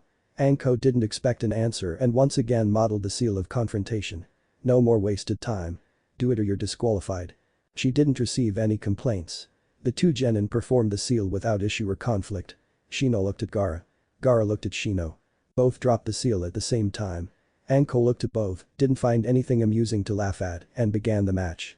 Gaara's blood-drenched sand burst free of the gourd on his back. Shino's frenzied Kakashi swarmed forward. Gaara showed the barest hint of surprise when they consumed his chakra through the sand, consumed more and more until the sand began to fall inert. Gaara did not allow any more surprise to show, sand burst free of the gourd in a greater quantity and burrowed into the ground. He remained with his arms crossed over his chest, remained where he stood, and the bugs sent against him were consumed by his sand and crushed. It's useless to fight me, and you're not the one mother wants. Gaara looked to Shino with nothing, no bloodlust and no desire for a fight. Surrender if you value living. That would be an insult to my sensei. Shino placed his hands in his pockets, the Kakashi settled on the ground around him as a dense dark and writhing carpet. I can't surrender and look her in the eye ever again, so I'll have to fight you, Gaara of the Sand. Then you'll have to die. Gaara didn't sound like he regretted it. He didn't relish it. He was numb to everything with his focus elsewhere. Sand surged forward, Kakashi leaped into the air and sought to stop it. The sand crushed them, batted them aside, ripped them to shreds. Some latched on, some began to take his chakra and render the sand worthless as it turned inert, but the Kakashi were not able to stop the claws of sand that ripped forward. What is that thing doing? Rasa kept a careful eye on the match. The dark markings that briefly flashed on the sand were of some concern, but they vanished before he could properly do anything. Why is he wasting time with the boy? Its bloodlust was supposed to be sated earlier today, so that's not the problem, so what is? Why is he delaying the attack? What is that thing's idiotic reasoning? Release the beast. The signal was his match, so why was it not doing anything? What was making it forsake the plan? The Kazukiya's eyes drifted to the participants and he found the watching eyes of Naruto Uzumaki. The Jinchuriki. That thing wants to fight the Jinchuriki of the Kyuubi for whatever reason. It was incredibly easy for a man like the Kazukiya to piece together the why of what was happening. It wants to fight the boy and is willing to jeopardize the entire invasion for it. He wanted to curse but nothing showed on his face. His body did not so much as twitch as he observed the match taking place below. Shino dodged the clawed arms of sand, jumping back as the black carpet moved. It swarmed across the floor of the arena and raced towards his opponent. He didn't expect it to make it. The swarm dispersed when the sand Gaara commanded threw itself onto the ground in an attempt to crush them. The Kakashi took to the air and swarmed around him, formed a near vortex of insects around him. Shino landed further back in the arena and threw his arms out, allowed more Kakashi to escape and settle in the air around him. Gaara attacked those closest to him first of course, his sand lashed out with precision that didn't surprise Shino. He had seen the battle with Tenten. Nearly nothing bypassed Gaara's sand. I need more time. Shino sent his swarm out, made it sweep towards Gaara from the left and right as he drew back the Kakashi spread throughout the air. More joined them from one of two packs he wore on his back. They swarmed in front of him he didn't seem surprised as his hands fell into his pockets as a good portion of his swarm surged towards Gaara in a near omnidirectional attack. A sphere of sand wrapped around the Sunagakur Genin and the Kakashi were trapped by it moments later. They were crushed and the sphere fell away as Gaara looked to Shino. Annoyance entered his eyes as he lifted a hand from his chest. He moved it towards Shino and sand shot forward. Shino threw an explosive kunai. He hoped to disperse the sand, but it failed when one strand utterly consumed the kunai, crushed it, ripped the explosive tag to shreds before it could detonate, and threw the remains back at him. The Abiram didn't allow the failure of the projectile to impact him in the slightest. He sent his Kakashi forward once more, allowed them to swarm forward once more, and Gaara's sand was there to crush the swarm, scatter it, and then surge towards Shino. The Abiram brought the swarm around him in front of him, let it take shape as two identical clones of himself before he leaped back with them. The three Shino were a blur in that moment, crossing the paths of the other two until they were certain the original could no longer be distinguished. They broke away. One leaped straight back, the others took up positions on either side of Gaara. The Kakashi sent out regrouped around the three, formed a carpet of darkness at their feet. The three made no movements, but the swarm advanced, surged forward. That's worthless. Gaara returned his arm to his chest as three strands of sand lanced through the air at blinding speed. Two Shino burst into a swarm of Kakashi, and the last faded from sight as Gaara struck the illusion of the genin. His eyes widened slightly before they narrowed and sand shot into the air before raining down. Where is he? A rarely performed sensory net did not reveal the location of Shino Abiram. Gaara wasn't foolish. He formed a platform at his feet from his sand and took to the air before he could fall prey to whatever plan the Abiram had developed. It doesn't matter what he plans. I have an absolute defense. Once he springs his trap, I'll kill him. Below ground, in a hollow burrowed out by his Kakashi rather quickly, Shino sat motionless. A shroud of chakra consumed him as the Kakashi around him began to multiply. Several pockets of insects had formed beneath the floor of the arena where he rested, his insect clones had stood, and where Gaara now suspended himself over. I knew I didn't stand a chance, but I didn't expect him to be this capable. Shino had vanished before his clones had performed their scramble, using the Kakashi to hide him from sight as they blanketed the area in a mixture of his and Gaara's chakra. With Shino as deep below ground as he was and Gaara possessing little aptitude for sensory techniques, he was hidden from sight. I'm going to crush the arena. Gaara lifted an arm from his chest and made a fist. The sand he had been forming underneath the arena destroyed it within moments. Shino was too deep to be found. All Gaara unveiled was a black sea of Kakashi. My offer is simple, Shino Abiram. The Kakashi burst free of the ground and into the air. Gaara's eyes widened as the frenzied insects consumed the chakra in his sand, tried to consume the sand, and seemed to only grow the more they ate. They began small and swiftly grew in size. I will provide you with my chakra to battle Gaara of the sand. All you must do in return is provide me with some entertainment during your match. The Kakashi ripped through the sand that tried to stop them, driven mad by Shino to attack Gaara, and the red-haired genin looked on with some shock as the bugs so easily ripped their way through. He quickly brought both hands away from his chest, and a dense sphere of sand consumed him, while more took hold of the Kakashi in the air. Innumerable spheres of sand compacted around the mad swarm attacking him as Gaara clenched his hands into fists. The maddened Kakashi still attempted to swarm forward when Gaara opened and closed his hands before bringing his palms together in his defensive sphere. Sand waterfall funeral. The spheres of sand condensed, liquefied the bugs within before they began to circle around Gaara. Third eye. He shifted one eye closed as sand spiraled from the top of the sphere that floated in the air, took the form an eye high above the arena and away from the Kikyachu. Sand drizzle. A sphere of sand fired downward as a barrage of bullets. The remaining Kikachu in the air were ripped apart before they could proceed with another attack. Gaara allowed his defensive sphere to collapse, his third eye to fade, and allowed his platform of sand to shrink slightly. I know where you're hiding now. Shino was briefly revealed before the black ocean below him had sealed itself once more. Blood came from a number of superficial wounds from the bullets of sand, and Gaara allowed the gourd on his back to break down into more sand. Die. The sand around the arena, buried further than Shino hid, ripped itself upward from the center like a geyser, before spreading out to consume the black ocean it had punched through. It covered everything in a solid layer of sand before Gaara let himself drop down from the air and rested his hands on the grainy surface. Sand waterfall funeral. The sand surged inward, compacted into a sphere, but Gaara's eyes widened at the sight before him. The Kikachu had dug out a cavern somehow. A cavern with branching paths that Shino had dropped himself into to escape his foe's latest wide-scale attack. His eyes searched for the aburum, but streams of darkness emerged from each opening. Gaara felt them begin to consume the sand and his chakra, and felt the sphere destabilize. This shouldn't be happening. Gaara engulfed himself in sand once more, hid himself from sight in a sphere as he was lifted into the air once more. He didn't bother with worrying about attacking, the sand automatically lashed out at the bugs that came close to him. It batted them away, crushed them, did everything it could to destroy the swarm. I see it now. Naruto watched the madness of the sand and its offense and the attacking swarm of frenzied Kikachu with interest. Aburum would have been a match to Gaara's attacks if he possessed more chakra, if he possessed a greater experience he would win. Their styles clash. His sand is controlled by chakra and such a thing is useless against the aburum it seems. His Kikachu will continue to consume the chakra, force his foe to expend greater amounts of chakra, and, if who he battled was a normal shinobi, he would be dead. Naruto didn't chuckle, didn't laugh, he did nothing but observe. Aburum would have stood a chance against him if he wasn't a Jinchuriki. You can't hide from me. The sphere broke down, Gaara clenched a hand into a fist, and sand shot down each path. I'll find you and I'll kill you eventually. If I was still below ground you would most certainly kill me. Shino spoke to himself. He had put Gaara's absorbed chakra to good use, covering himself in a dense layer of his bugs and sitting within Gaara's sand. It shifted around him, but the Sunagakur Genin couldn't detect him any longer. As long as he didn't try a direct attack this way, the sand wouldn't attack him. He was safe for now. Shino moved slightly, brought his hands in front of him. I only have one chance it seems to win. Shino adjusted his glasses before he burst free, his insects bursting free ahead of him and consuming more chakra, growing to the size of his palm. He landed on a group of them, took to the air with a chakra-backed leap, and forced himself to rise higher. Gaara spotted him, sand was sent towards him, and the aburum sent his large Kikachu forward. They were ravenous, driven to frenzy intentionally. His father had showed him just how powerful they could be when all they thought about was feeding an all-consuming hunger. Time to die. Gaara threw his hand forward and clenched his fist, sand moving into the air around Shino. The aburum showed no concern for it as his Kikachu swarmed around him, ripped the chakra from the sand with enough force for it to be visible for a moment before it was consumed, and the sand fell to the ground. I can't do that again. He was calm.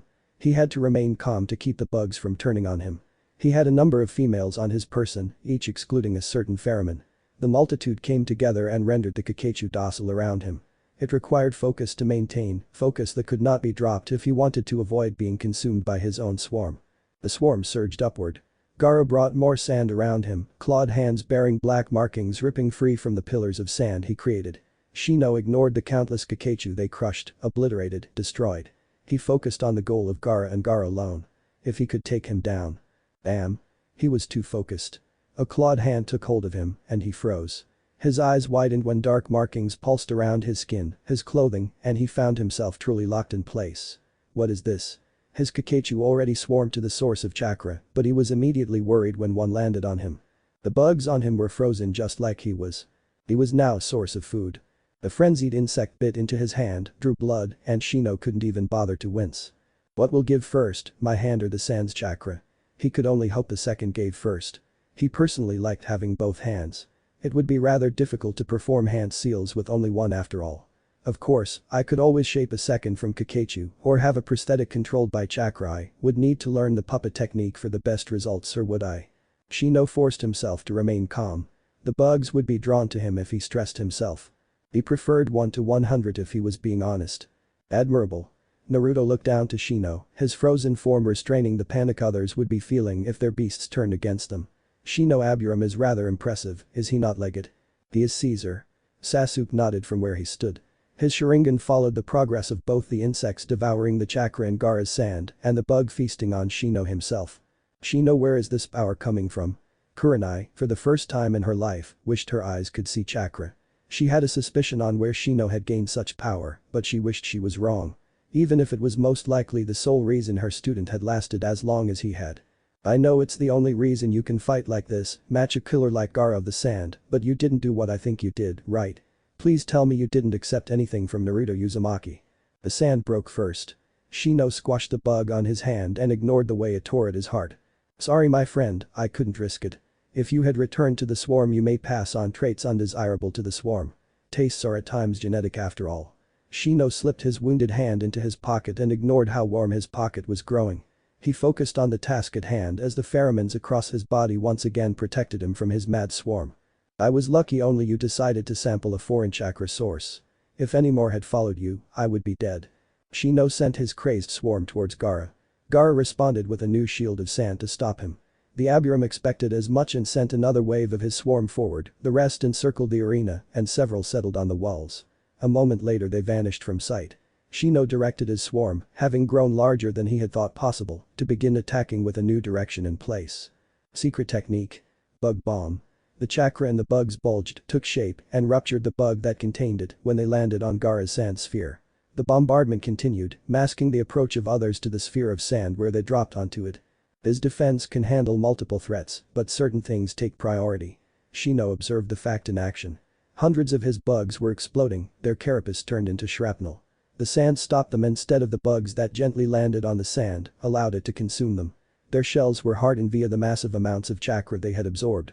It wouldn't last long with what he had planned, but it would last long enough. Why won't you die? Gaara didn't scream with madness, he didn't shout in rage, his voice was a whisper of confusion. I've decided I won't die in this match. Why? Because I will wait for each of my teammates to achieve the rank of Chunin before I decide it is my time to die. Shino may have been smiling beneath the rim of his jacket or his face could still be blank. It was impossible for most to know. Hiba, Hinata, don't think I'll allow either of you to catch up to me easily. Shino swung an arm up, sent his swarm to attack Gaara to no avail. They failed to burst through his defenses, failed to wound him, but that wasn't the plan. His other bugs would work to make sure their sacrifices were not in vain as they detonated, ruptured from within by the built-up chakra. I need to win this. Shino focused once more. The bugs on the walls are in place. He briefly focused towards them, felt their muted signature. The bugs attacking him are keeping him distracted. The longer this went on, the larger the blasts became as the Kakashi consumed by chakra from sand Gaara could not afford to lose. He pumped more chakra to it to keep it up and, if he was a normal shinobi, would have exhausted himself by now. And the bugs that landed on his sand are about ready. This has gone on long enough. Gaara and Shino spoke as one even if they didn't know it. Time to end this. Eggs. The bugs that had been consumed by Gaara's sand played host to began to hatch one after the other. The beetle-like creatures within began to feast on the unfamiliar chakra even as Gaara's sand reacted as swiftly as it could. The bugs grew from multiple points, burst through the relatively thin barrier of sand just as Gaara closed his eyes. This match is over. Naruto let his head fall and shook his head. There is nothing Aburam can do against this power. Shino seemed to be of the same mind as Naruto. He saw what was happening and lifted his hand into the air as the sphere of sand burst outward. Black marks consumed it, took hold of and his clawed arms began to move through the air. Proctor, I forfeit. He turned and walked away without another word. I can't fight a Jinchuriki. Ah, it was just getting to the interesting bit. Anko grinned as she landed on the sandy arena floor and reached to raise Gaara's hand. I thought, hey, what do you think you're doing? A wall of sand repelled her hand. She tried again and received the same results. Gaara looked on as she tried twice more with nothing in his eyes. Anko was growing somewhat annoyed as she inched her hand forward and found it repelled once more. She glared at the air before sighing, throwing her hand up in a half-hearted gesture towards the reed. Gaara of the Sand wins his first round match against Shino Aburam. He advances to the second round. The second round matches start in a few minutes. Get your breath back if you need to and get ready to fight. Anko addressed the 5 competitors that had managed to make it through the first round of the third stage of the Chunin exams. Since there's 5 of you, one of you has been randomly selected to pass. Anko looked down at the message in her hand. Rock Lee will advance to the third round without a match. The first round match is, are you serious? Anko looked at the Uchiha and narrowed her eyes. Did you rig this thing, Uchiha? You're up first again. Some believe excellence should be presented first. Sasuke smirked at the Takebetsu Jonin and she smiled back. Right before a senbon was narrowly blocked by his raised armored forearm. I didn't ask for a comment. It was a yes or no question. Her smile never faded. Anyway, Sasuke Uchiha takes on Temari of the Sand in the second round's first match. Next up is Naruto Uzumaki vs Gaara of the Sand for the second match. A frown spread across Anko's face suddenly. I wish they didn't use random numbers, your matches would be more dramatic if they were flipped. Family versus family and whatever you two are to each other. Anko shrugged her shoulders at the missed opportunity. You have about 10 minutes to get yourselves together. See you then. She vanished with a smile and a wave. She disturbs me. Sasuke spoke all he would say. He looked to Naruto and received a nod before he vanished from sight. Naruto used the door. He did not travel far until he came to a masked figure leaning on a wall. Yo. Kakashi lifted a hand in greeting and as a sign. It meant to stop. Naruto considered ignoring it, but his eyes glanced to the shadows that were simply too dark, and he came to a stop. Kakashi pushed himself off of the wall and moved to stand fully in his path. We need to talk, Naruto. I do not see the point of speaking with you, Silver Fang. Naruto laid a hand on the hilt of his sword, his eyes shifted to the shadow that moved. It stilled. I do not see the point with wasting my time with you and your interrogations either. Interrogation is a harsh word. Kakashi let his hand fall to his side, let both rest in his pocket. I would say it's more similar to intense questioning instead. Kakashi looked to him with a lazy eye. Now, let's start this little intense questioning with something simple. Do you know? Know what Kakashi Haddock? Naruto's grin told Kakashi more than the use of his real name instead of the nickname of Silver Fang ever would. His single visible eye actually widened and Naruto's grin widened in turn. He seemed delighted at Kakashi's shock. I will ask you again, Kakashi Haddock, what do I know of? What do I know of that shall happen soon? What do I know of that I can so easily stop if I wish? What do I know that shall bring ruin and death to the village known as Konohagakure? What do I know that fills you with that vile thing known as fear, Kakashi Haddock? What do I know that makes you tremble, Kakashi Haddock? What I do know that makes even the Anbu in the shadows tremble. Naruto's smile was nothing but fangs, red eyes took in all before him, the visible and the hidden, and it made some shiver. What do I know, Kakashi Haddock? You're infuriating to deal with.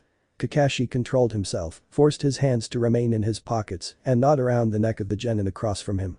If you already know, if you know exactly why I'm wasting my time with you, why don't you just say it? I have tried to gain amusement throughout the entirety of today, Kakashi Haddock. Naruto lifted a hand with deliberate slowness, used it to bring order to spiky blonde locks. I thought for certain you would know why I would continue my quest despite the hardships I have faced to do so. My legate managed to entertain me, some of the genin in these Chunin exams has managed to entertain me, and I even believe that your reaction to what I have spoken of without speaking of is the highlight of my day. At least for now. His fangs flashed. Kakashi wanted to shove his teeth down his throat with his fists. I know what comes. I have a plan in place if you worry for the safety of the village, Kakashi Haddock. You have a plan? Kakashi controlled himself. He pressed for answers. Of course. I discovered the events that will soon come to pass quite some time ago and have spent my spare time planning for the triumph they shall bring to my legion. Naruto's smile fell away, he tilted his head to the side in a way that would have been harmless if he was a fool. It was somehow more intimidating than his smile. I'm hurt, Kakashi Haddock. Naruto's smile returned. I thought you would believe in your student to do the right thing, to refuse to allow his home to be laid to ruin, yet I clearly see the lack of trust, the lack of faith you have in me. Naruto's eyes shined. I believe I will be too hurt by such a betrayal to command my forces, as my sorrow will be too great. My own sensei does not believe in me, it seems. Truly, I have never felt such heartache. No. He couldn't let it show. He couldn't let the panic he knew was there show. Shinobi, civilian, it didn't matter who in that moment as bloody corpses took hold in his mind before he could stop it. More victims, mountains of corpses, rivers of blood, so much blood stained his hands now. He was drowning in it. He tried to pull himself free, tried to break the surface, but cold hands took hold of him. Down. Down. Down. They dragged him to where he belonged. Among his victims. Among the corpses he could have saved. Among the dead he should join but could not. You failed again. Damn you, Kakashi. You killed us. Death follows you. Death. Death. Kakashi-sensei, why? Death. I thought you had thicker skin than that, Naruto. Kakashi's eye crinkled as he smiled beneath his mask. If I thought you needed 24/7 positive reinforcement, I would have hired some girls to be your cheerleaders. I have no use of the leaders of cheer you speak of. Naruto looked at Kakashi and all acting was gone. Kakashi could see why he would call himself Caesar in that moment as his stance shifted. Calculation. Intelligence. Malice. Retribution. Vengeance. So much took hold of his eyes in that moment Kakashi almost had trouble cataloging it all.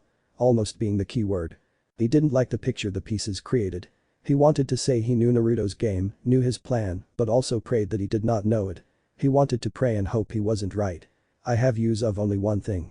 Naruto held up a single finger to further clarify his point. Kakashi knew he would dread whatever his one thing was. He waited for Naruto to continue. He continued to wait. Naruto was not speaking. He was smiling once more. What is this one thing? Kakashi at last asked. He didn't know how much time had passed. I will not allow you a time like this to hear it. Naruto turned abruptly. We shall have to wait for after my match Kakashi Haddock. I shall tell you the one thing then. His rage broke. He blitzed forward. The sharingan was revealed. He had an idea. Stop. The voice came from behind him. Kakashi froze. He turned. A trio of Praetorians took hold of Yugao, an entire Anbu team were restrained by a trio of Praetorians each. Naruto chuckled as he saw his shock. The seal you questioned my legate about is quite powerful, is it not Silver Fang? Naruto lifted the opposite hand that had been raised. It burned with chakra. Clever. Kakashi had to admit it. Your entire speech, the gesture with your hand, it was all to get the focus of everyone in this hall on the wrong hand. I do not like being attacked. Naruto turned his head to look back at the hall, and his eyes narrowed, darkness took hold of them and refused to let go. A smile crossed his face at the same time. But I am a loyal shinobi of Konoha. I shall depart and soon my Praetorian shall release the Anbu Black Ops agents that attempted to assault me. If you attempt to attack me as I leave, they will die. Kakashi was still as Naruto turned his head down the opposite end of the hall. He continued back the way he came without issue. The Praetorians vanished as one. Kakashi covered his eye. I hate that brat. So, what's your plan Sasuke-kun? Ino was no longer allowed in the participants box, none of those that had failed to pass to the second round were allowed inside anymore, so she met Sasuke in the stands. The dark-haired Uchiha was leaning on the railing to the arena waiting for his match to begin. Against my opponent. Sasuke snorted.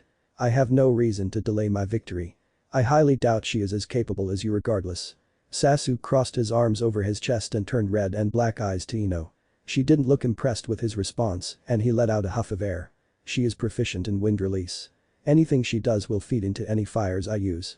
If I plan for the right strike, I'll incinerate her or burn her to a crisp, and the proctor will stop the fight. If she thinks the same, I'll simply hack her to bits. Her fan is a defensive weapon when folded, but it's not durable enough to stop my blade if I run chakra through it. If she somehow manages to match me, perhaps she knows enough of chakra flow to use her wind element to her advantage, I'll rely on either Jinjutsu or sheer brute force. That's actually a rather decent plan to go into this with. Ino's mind flashed back to the battle Tamari had with Choji. She focused on the end of the fight. What about her summon? If she summoned Sasuke moved his arm slightly for emphasis. I will answer in kind. Oh, you have a summoning contract. Anko Mitarashi was suddenly on the other side of the railing and his arm was in her grip. She examined it closely before frowning. No, you just have some weird mark on your arm it looks like. Neither Ino nor Sasuke reacted thanks to the shock currently freezing them in place. They had been, relatively, alone and isolated where they had been talking. Anko was supposed to be on the other side of the arena. Ino had caught sight of her location before Sasuke had even finished describing his plan of attack to her. The Takebetsu Jonin had then simply appeared where she was standing now. You can just summon those clones I guess. Anko shrugged as she released Sasuke's arm. It dropped limply to his side and the head of a snake suddenly settled on his shoulder, slithered over to the other. Anko wrapped her arms around his armored chest and pulled him back against the railing. I can teach you to summon snakes if you really want Sasuke. The Uchiha turned near panic eyes to Ino as Anko gave the snake across his shoulders a smile of pure affection, spoke nonsense to it but received no help. Ino shook her head as she moved back from the genin and Takebetsu Jonin. His red and black eyes shot to the snake just as Anko allowed it to slide back into her sleeve. That little guy is so adorable. Anko accomplished her mission as she withdrew from the Uchiha. Your match is going to start in about a minute Uchiha. I hope you're ready for it. Anko vanished from where she stood and Sasuke resisted the desire to leave the arena after what happened. He was just glad she hadn't licked him like he heard she had a habit of doing. After she threw kunai to cut open your cheek at least. She fits in perfectly in the torture and interrogation force it seems. Sasuke turned and leaned forward on the railing, mindful of the girl that now moved up to stand next to him. He didn't spare her a glance but didn't have to. She must have just come over here because she wanted to creep you out before the match. Ino, despite any prior thoughts he may have had of her, was competent when it came to such things. She was a Yamanaka, they had an uncanny ability to read people, tell their intentions almost naturally when others could train for years to achieve the same results. I won't bother trying to discover any deeper reason for her particular brand of strangeness. Sasuke agreed with her as he spotted Tamari's blonde hair nearby, the dark form of one of her brothers with her, despite the injuries Rock Lee's rather low number of blows had given him during their first round match. He looked far from perfectly healed, but he could at least walk without help. Any other comments on my strategy? If she summons whatever that thing she used against Choji again, you're going to have trouble. Ino said her piece. Sasuke nodded. Beyond that, I guess you actually have a rather good chance of winning this thing. If my plan couldn't take you down, I don't think she can think up one. That almost warms this armored heart of mine, Ino-chan. Sasuke spoke, but something changed. The way he spoke, Ino-chan, was different for whatever reason. Ino narrowed her eyes at the sudden change, trying to discover the reason, but didn't get the chance. The second round is about to begin. Tamari of the Sand and Sasuke Uchiha, get down here. Anko's voice came from below them both in the arena, and Sasuke pushed himself off of the railing and to his full height. He turned to Ino before he left. You should join your sensei and friends in the seats, Ino. Stay close to them and don't wander. Sasuke looked at her with something approaching worry before it was gone. Something masked arrogance. If you leave, you may miss my match. Don't get overconfident, Sasuke-kun. Ino smirked at him. If you're not careful, I'm sure she'll beat you and embarrass you in front of so many people. That's hardly likely, Ino-chan. There was something in her name again. Worry really did take hold of his eyes as he looked to her. Remember what I said. He spoke no more and leaped into the arena, landing perfectly in front of Anko, with a grace befitting an Uchiha. Tamari walked across the arena and she looked surprised for a moment before it was gone. A scowl crossed her face instead as her steps took on a hint of anger. What's the big idea, Uchiha? Tamari crossed her arms in front of her chest. Sasuke cocked an eyebrow at the angered tone. To his knowledge, he had done nothing to draw the wrath of the Sunagakur native in his small handful of interactions with her. Are you not taking me seriously like that other bastard? He shook his head before his hand struck nothing but air. He closed his eyes for a moment before he looked down. His sword was gone from his side. He glanced to Anko and saw it already on her waist. She cocked her hips to the side. She smiled and winked at him before it was gone.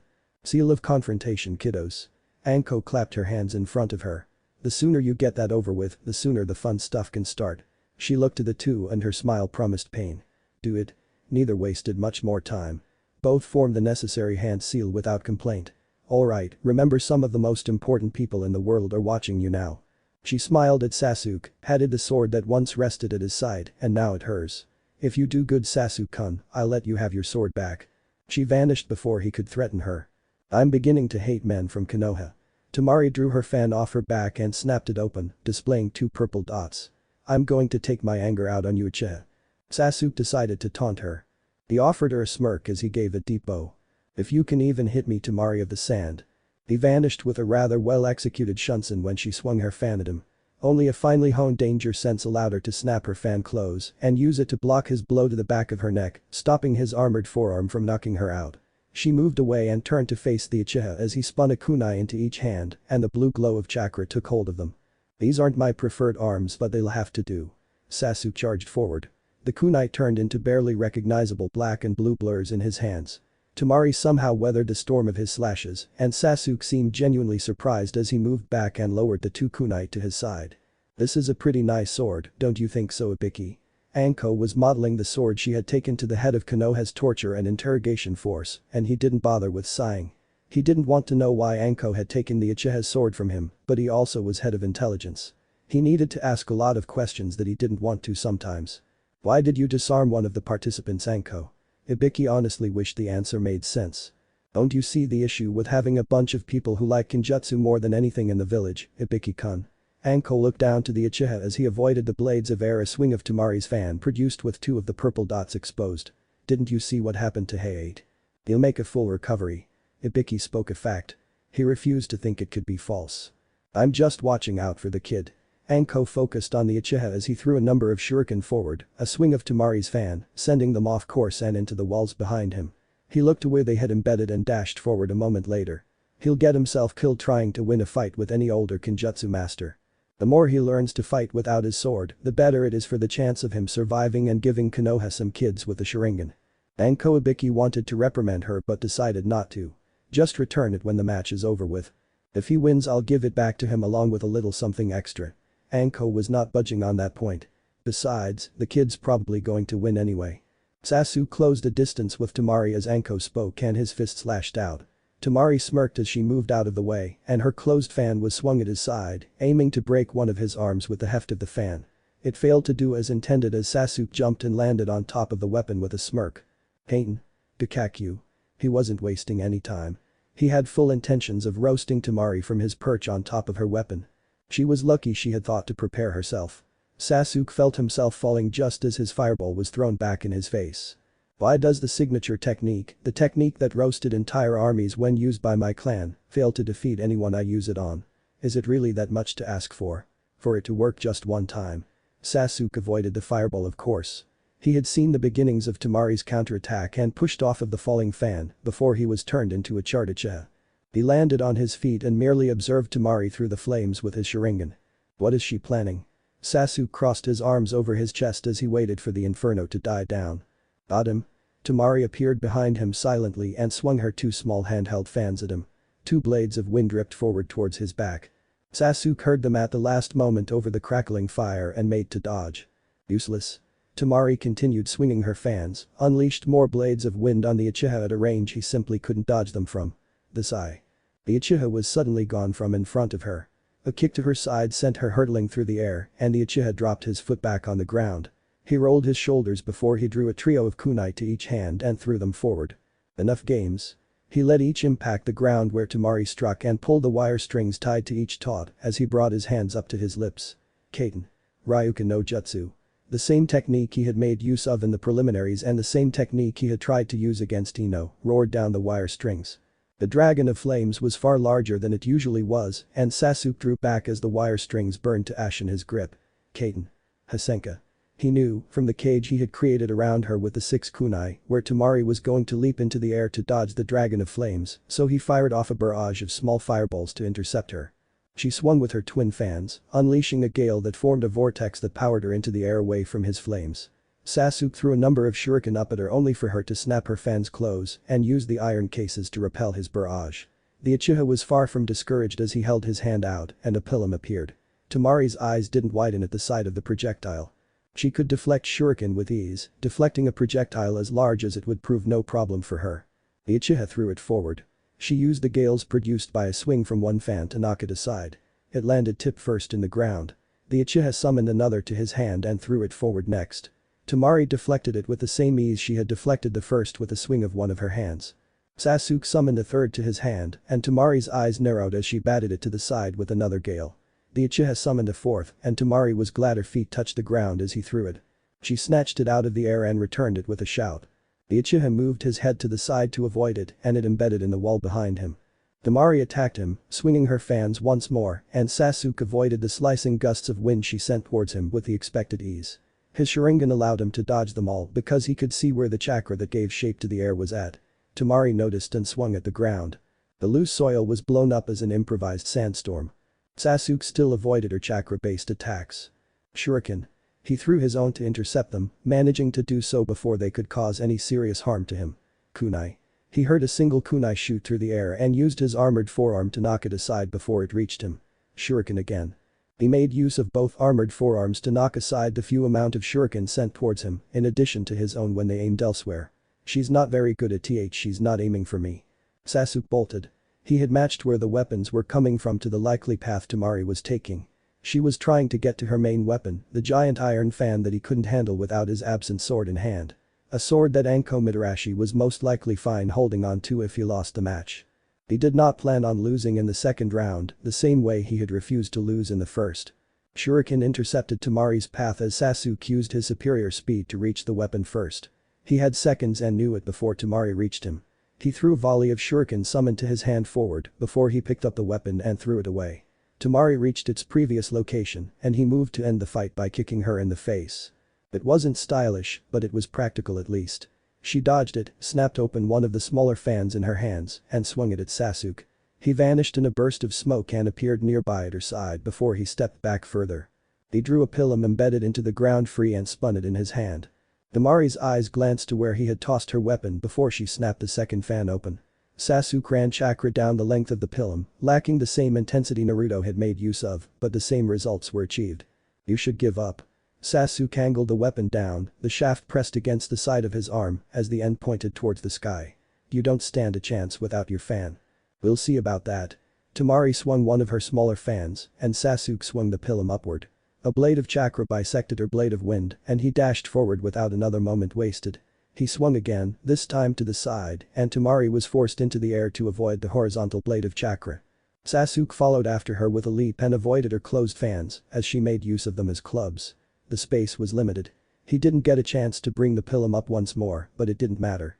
The two genin clashed in the air for a moment, Temari's two fans pressed against the durable wooden shaft of the pilum, reinforced with chakra. Temari pushed off of him, planting her sandal-clad feet into his armored chest to do so, and Sasuke immediately understood what she was doing.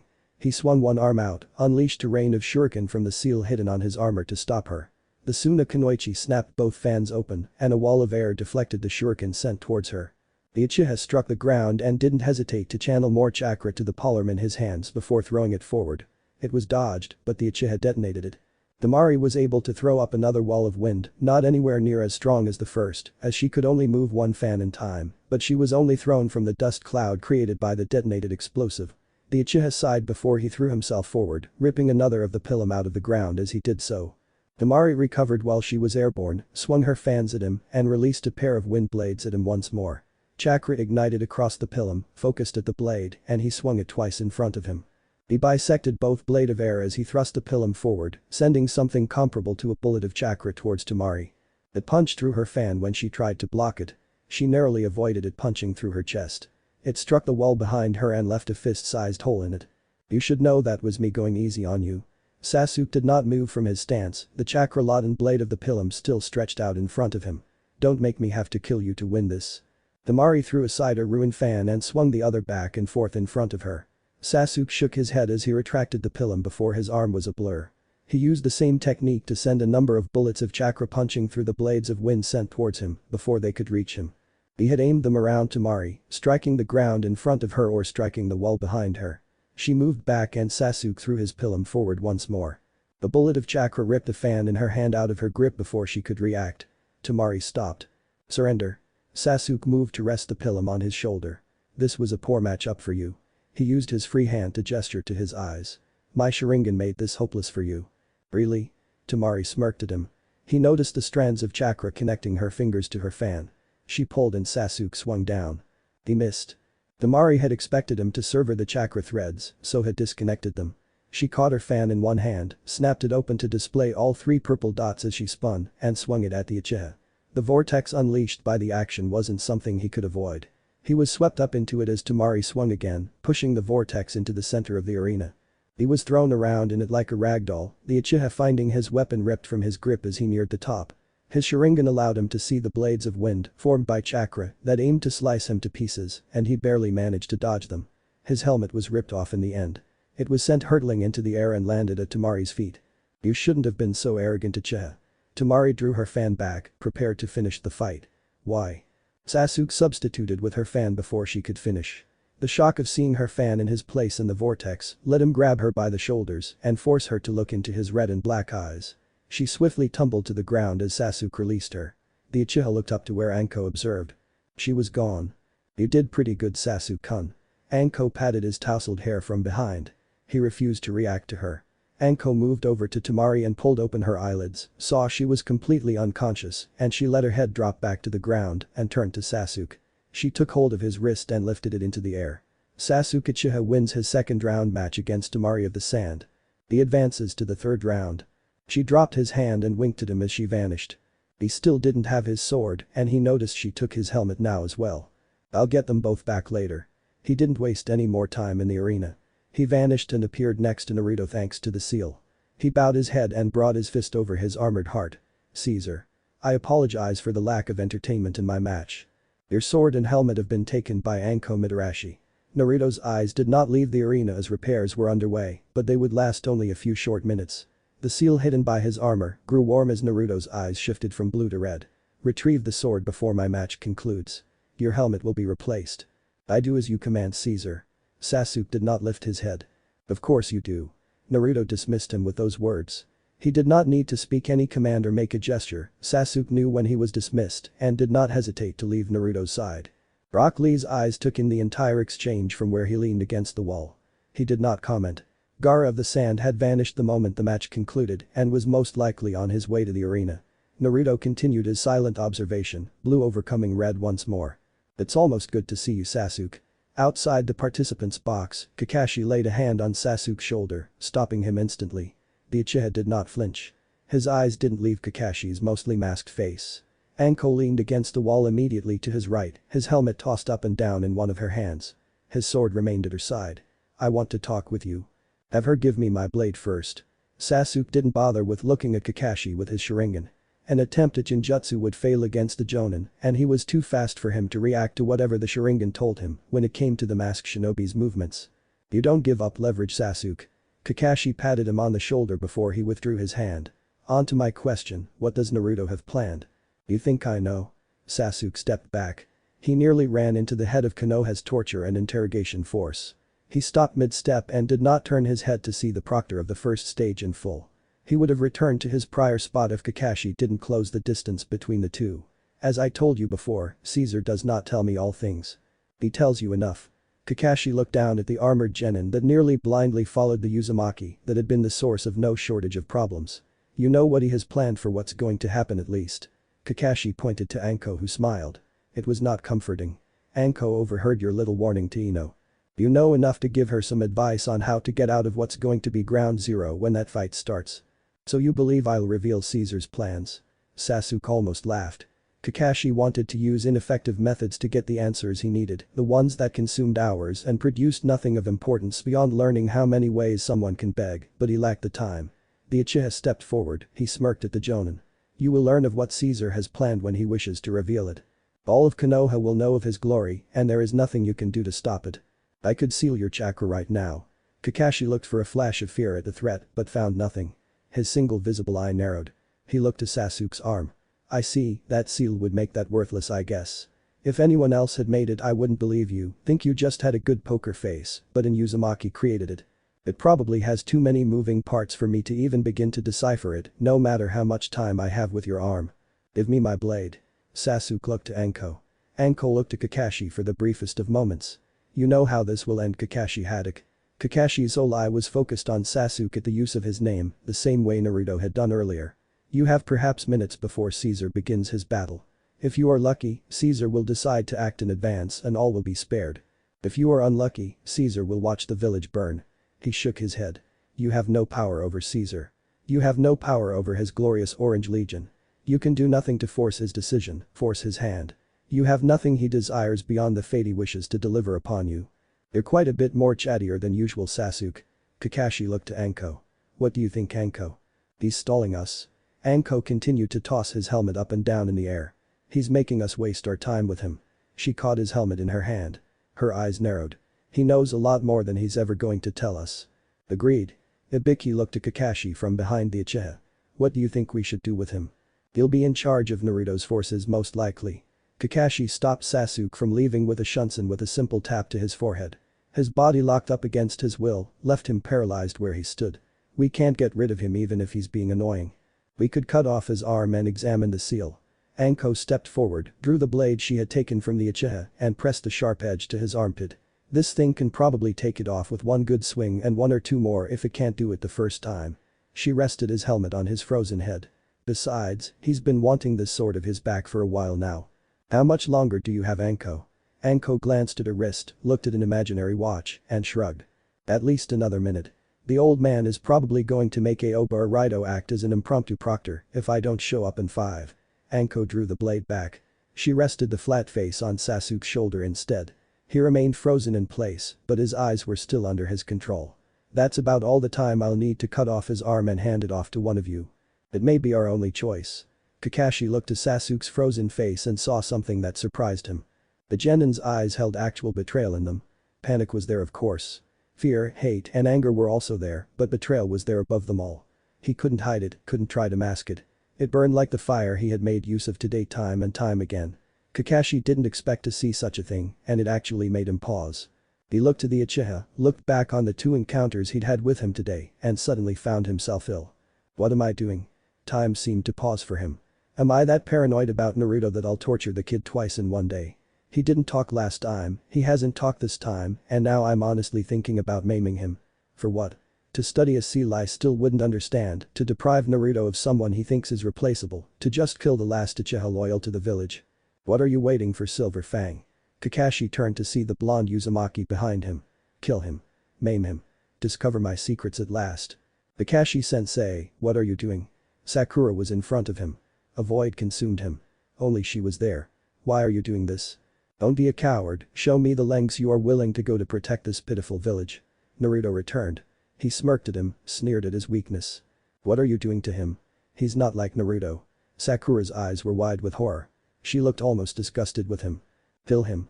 I expected better from my legate, but this day has been eye-opening. Naruto's eyes bled to red, his fangs grew, and a creature replaced the boy. He doesn't deserve this, Kakashi-sensei. Please, let him go. Sakura was back. She was pleading with him. Don't do this. Are you weak as well, Silver Fang? The creature was back, urged him to act. Do what needs to be done. Let him go. She returned. She was replaced with a girl he had already failed. Kakashi, don't make the same mistake. Kill him. Naruto returned, drew his blade. Are you loyal or not? He is an enemy. Enemies must die. Kakashi. 2 voices called out his name. Kill him. The man who took his eye screamed at him. Those who break the rules are trash, but those who abandon their comrades are worse than trash. The teammate he had failed looked up at him. This has gone on too far. Only the void was left. He was alone. Alone like he should be. I need to stop this. Don't bother with it, Anko. Kakashi tapped Sasuke on the opposite shoulder, Anko laid the blade on, and he crumpled to the ground. He didn't bother pretending like he wasn't in pain, as if he hadn't gone through prolonged agony. He couldn't even muster the strength to glare at the Jonin. He could hardly glare at his feet. Head back and go proctor the next match. Aw, are you sure? Anko returned the sword to her side, bent down to pick up the Uchiha, but a steel grip on her shoulder stopped her. Her eyes, Ibiki's as well, shot to Kakashi. His face was blank. I'll handle Sasuke. Both of you can get back to where you need to be. It was an order. Neither spent any more time in the hall. The genin remained collapsed on the floor, his body still racked by the aftershocks of prolonged use of the technique. 6 times. Kakashi knew the exact number. I've used it on him 6 times, and it's not even noon. He looked at the shaking form of the Uchiha and didn't know what to feel. When did I decide he was a lost cause? What made torturing a kid like this alright to me? When did I abandon a comrade like this? His eyes refused to leave the shaking form of the Uchiha. It was pointless to help him up. The boy would fight him. Had good reason to try and kill him after what he had done. He could only look on. When did I become trash? A near-silent sob passed the Uchiha's lips. Kakashi knew why. Repeated use, repeated torture, made the aftereffects of prolonged uses stronger. He had used it 6 times. Why? The answer was simple in the end. It was yet another failure in the life of Kakashi Haddock. At last. Rasa looked on as the 2 genin, the 2 weapons, stared each other down. Konoha's Jinchuriki is up against the weapon. There's no more reason to delay. His eyes did not look to the Hokage. He kept a careful hold on his bloodlust, did not look to the aged shinobi, and show his hand in advance. Soon this idiotic charade will be over with, and this village will burn. You truly are a wild beast. Naruto's grin was wide as he stood before Gaara of the Sand with his arms crossed at his chest. He looked over his opponent and his smile widened. You are little better than a wild dog on the street, driven mad by hunger and brought to heel with your baser instincts. Tell me, if I were to throw a slab of meat at your feet now, would you tear at it with your teeth or drag it away to whatever hovel you call home? I'm going to enjoy killing you. For the first time today, for the first time in his life, excitement entered Gaara's eyes. His sand shifted in the air, took aimless shape around him. Mother wants your blood, Naruto Uzumaki, and I will give it to her. You're foolish. Naruto removed his helmet, tossed it off to the side without a moment wasted. I will spill your blood today, Gaara of the Sand. His hair remained as he liked it, the former spikes removed with an earlier sweep of his hand through it. You will know the bite of steel, the sting of pain, and you will learn how much mercy I truly do possess when you lay defeated at my feet. Sand shot towards Naruto. He dodged the clawed hand as Gaara was consumed in a sphere of sand. Naruto leaped away from it and drew his sword in one motion. Blue eyes searched the air for another attack, but none came as markings crossed over the sand covering his opponent. An azure inferno took hold of Naruto Uzumaki then, cast shadow and light across his face. It is time to bring you to heel, dog. Naruto swung. The blue inferno seemed to sweep across the ground, crash into the marked sand, and rip through it before sand poured from the ground around Gaara, consumed him in a sphere of greater defense. Naruto laughed at such a sight before he swung his blazing sword once more. A new inferno crashed against the sand, ripped it asunder, but did not reach the core as Naruto would have liked. More sand emerged, consumed and repaired the sphere around the red-haired genin. This is your ultimate defense, I take it. Naruto laughed at the sight as he swung his blazing blade once more, unleashed a new azure inferno across the ground to strike against the barrier created. It will defend you as well from my attack as the wind may knock down a mountain. It will do nothing to protect you from my power Gaara of the sand. He swung again, unleashed another azure blaze that swept across the ground and ripped into the sand with explosive force this time. I will bring you to hell like I said. You will not survive this battle. This isn't going according to plan. In the stadium, Kabuto Yakushi looked on as the Ichibi's markings, the signs of its release, wavered. His eyes drifted to the uzumaki and he couldn't repress his shiver. The invasion is going to fail if he isn't stopped. His eyes looked to where the cage watched, where Ross's eyes looked at the scene in front of him with something approaching shock. This wasn't planned for, it should have unleashed the Ichibi in the first round, but failed. Beneath the mask, his eyes drifted to the seats. His eyes found pink hair. Maybe I can fix this. The Uzumaki's obsession with a pink-haired girl was well known. This could work. This would work actually. It needs only a few seconds to unleash the Ichibi. Kabuto moved. This will do. Come out and fight me, you beast. Naruto swung his sword, unleashed another inferno that ripped away at the sand with its explosive impact. He caught sight of his target within the sphere of sand, his eyes wide as they were revealed to the world. You have hid from your master in your hole enough. He brought the blade above his head, a beacon of azure light fired into the sky as chakra took hold of the blade. It didn't blaze, it sheathed the blade with an azure light. The power held there was like nothing felt before. The sand was closing the hole. It would be too slow. Feel the sting of my blade at last. He didn't swing down. That's enough, Naruto Uzumaki. An Anbu Black Ops dropped down to the arena with Sakura held against him, a kunai held to her throat. Stop T. Do you think I won't cut through you? Naruto smiled at the Anbu. The shadows cast across his face by the light of the chakra across his blade made it appear demonic. I have no problem with such a thing. Beneath his mask, Kabuto's eyes widened as Naruto swung down. He narrowly avoided the attack as he threw the pink-haired girl away. It ripped into the sand and detonated, tore away Gaara's defense as Naruto threw himself forward after it. What the hell? Kabuto scrambled to rise just as more Anbu Black Ops joined him in the arena. They took up positions around him as each fell to a knee, brought their hands together as they fed the chakra stored within them to him. There's no point to it anymore. The corpses performed their programmed function. He couldn't waste this chance. Temple of Nirvana. He formed the hand sign and the Jinjutsu took hold. The storm begins. Naruto dispelled the illusion with ease as he sheathed his sword at his side and vanished from sight. An attack? Asuma questioned such even as he moved to his feet, his chakra blades drawn and delivering punishing wind chakra enhanced blows to the two Sunagakure shinobi that tried to attack him. He saw Anbu begin to move from where they had hidden themselves amongst the crowd, clash with the attackers that had done the same. What the hell's going on? He looked to Kurenai for answer, the Jinjutsu expert already finding a target and trapping them in an illusion. By the screams that tore from their throat, it wasn't a very pleasant one. He ripped into the chest of one of the Sunagakure shinobi that tried to attack her.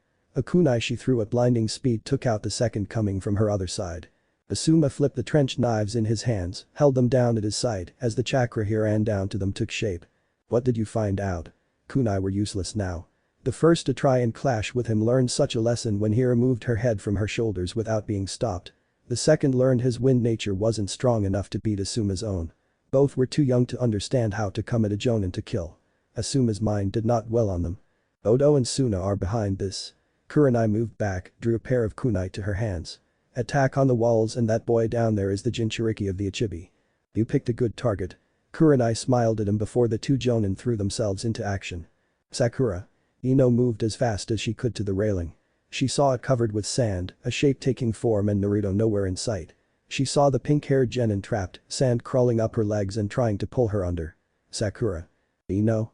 Sakura's emerald eyes turned to the source of the shout. Panic crossed her face. Stay back, Ino. Don't come down here. I know that idiot. Shikamaru and Choji finally caught up with her. We're going to get you out of there. She turned to her two teammates and best friends. What do you've got, Shikamaru? I'm on perimeter, Choji will grab her and you make sure that thing doesn't get any ideas. Shikamaru fell into a crouch as his shadow encircled them. Choji moved to the railing and his fist grew to massive size before he threw it down. Shikamaru's shadow began to stretch out, connect to the countless shadows from the seats and the unconscious forms within them. Ino closed her eyes, put her sensory skills to use to search for any attacking shinobi as she laid a hand on Shikamaru's shoulder. Choji's hand reached Sakura and wrapped around the genin. He pulled and she winced, but the sand released her without much of a fight. It was withdrawing anyway, being drawn into the center where Gaara's form had disappeared beneath the sand. Her arm wrapped around the railing just as Shikamaru's shadow latched onto an attacking Sunagakure shinobi. Choji released her, and his massive fist sent the attacker into the air. "All of you alright?" Asuma's voice came from above them as the bearded jonin put his taijutsu skills to brutal efficiency, his trenched knives in their normal state with chakra running across them. A cutting gale of wind ripped towards them, launched by a trio of Sunagakure shinobi who wielded massive metal fans like Tamari had in the exams. "Do not worry." Lee kicked to counter the wind. The displaced air he sent forward tore apart the wind blades and cut in the attackers. He stood in front of them, dark eyes searching for another threat to find none. "I will protect my younger comrades." "Should expect stuff like that from a kid like you." Asuma had enough time for a small grin to cross his face before he nodded. "Keep them all safe, Lee." "You have my word." Lee gave a resolute nod. Asuma returned to the fight, a punch backed by his chakra blade, tearing through the flak jacket of another Sunagakure shinobi, trying to get the drop of him and put a hole in the stadium when the corpse hit the wall. He moved to it and observed the village from it. Damn. Panic had taken hold of the streets. Suna and Konoha shinobi were killing each other in the streets, and civilians were fleeing in a panic to the shelter, protected by the shinobi down there as best they could. The stadium isn't going to be safe for much longer. Kurenai joined him, her eyes looking to where the sand continued to form into a monster. "We need to get the people out of here. There's nothing we can do for this many people." Asuma rested his chakra blades at his side, his mind running a mile a minute as he took in the scene below him. "Even if we could get them all up, we won't be able to get them far from the stadium in that anarchy. The Anbu are too busy keeping the attackers they can hear." Kurenai looked around, spotted Anko as her snakes crushed the throats of a trio of shinobi that tried to attack her from behind. She threw a kunai with accuracy befitting a shinobi her rank and blood poured from the punctured neck of another attacker. Their comrade couldn't even scream at her in rage before Ibiki's dark form was there, snapping their neck with practiced ease before throwing the corpse away. "I would say let Anko take over here and the two of us take as many as we can in trips, but we both know how that would end." Asuma desperately wished he could smoke but thought better of it. It would do no good to waste time with lighting a cigarette when he could be killing some of the attackers. "We need to think of something fast." "I know." Kurenai looked around the two, Sunagakure shinobi approaching the two jonin in a pack. "Let's deal with the brats first." Asuma rose his trenched knives and darted forward. Kurenai had trapped several in a jinjutsu already, and it showed when Asuma brought the blades across the necks of several without a reaction. They crumpled to the ground and he met their angered comrades with a number of ferocious blows. One attempted to attack him with a wind jutsu, only to find their hands severed before he put his bladed fist through their flak jacket and into their chest. Another attempted to attack him only to fall prey to another jinjutsu, and Kurenai joined him with her kunai slitting their throat. Two more tried to attack her, hoping to avenge their comrade and use his death as a distraction, and she trapped one in a jinjutsu that made them pounce on their fellow Sunagakure shinobi. She let the maddened shinobi confuse friend for foe twice more before killing her. By the time she killed her third shinobi with her own hands, Asuma had finished off the last three. "I wonder where Kakashi is." Asuma returned his focus to the battle, not expecting an answer. There was a village to defend at the moment after all. He could find an answer to his question later once they all made it out of the attack alive. "My legate is at your feet, Kakashi Haddock. Why should I bother with aiding you or the village now?" Naruto crouched down next to the legate of his Orange Legion, pressed a pair of fingers and felt a pulse. "What have you done to him?" "I made a rash decision." Kakashi let his hand fall into his pockets. "He'll be fine soon." "That is not the problem here and you know it." Naruto did not rise, his eyes remained focused on the form of his legate. "I can forgive your actions against my legate earlier, his conviction and loyalty to me was an admirable thing to be made aware of, but I will not forgive this." He turned his legate onto his back, black eyes couldn't focus on anything, they moved wildly in their sockets. Your actions stirred something in him. "What?"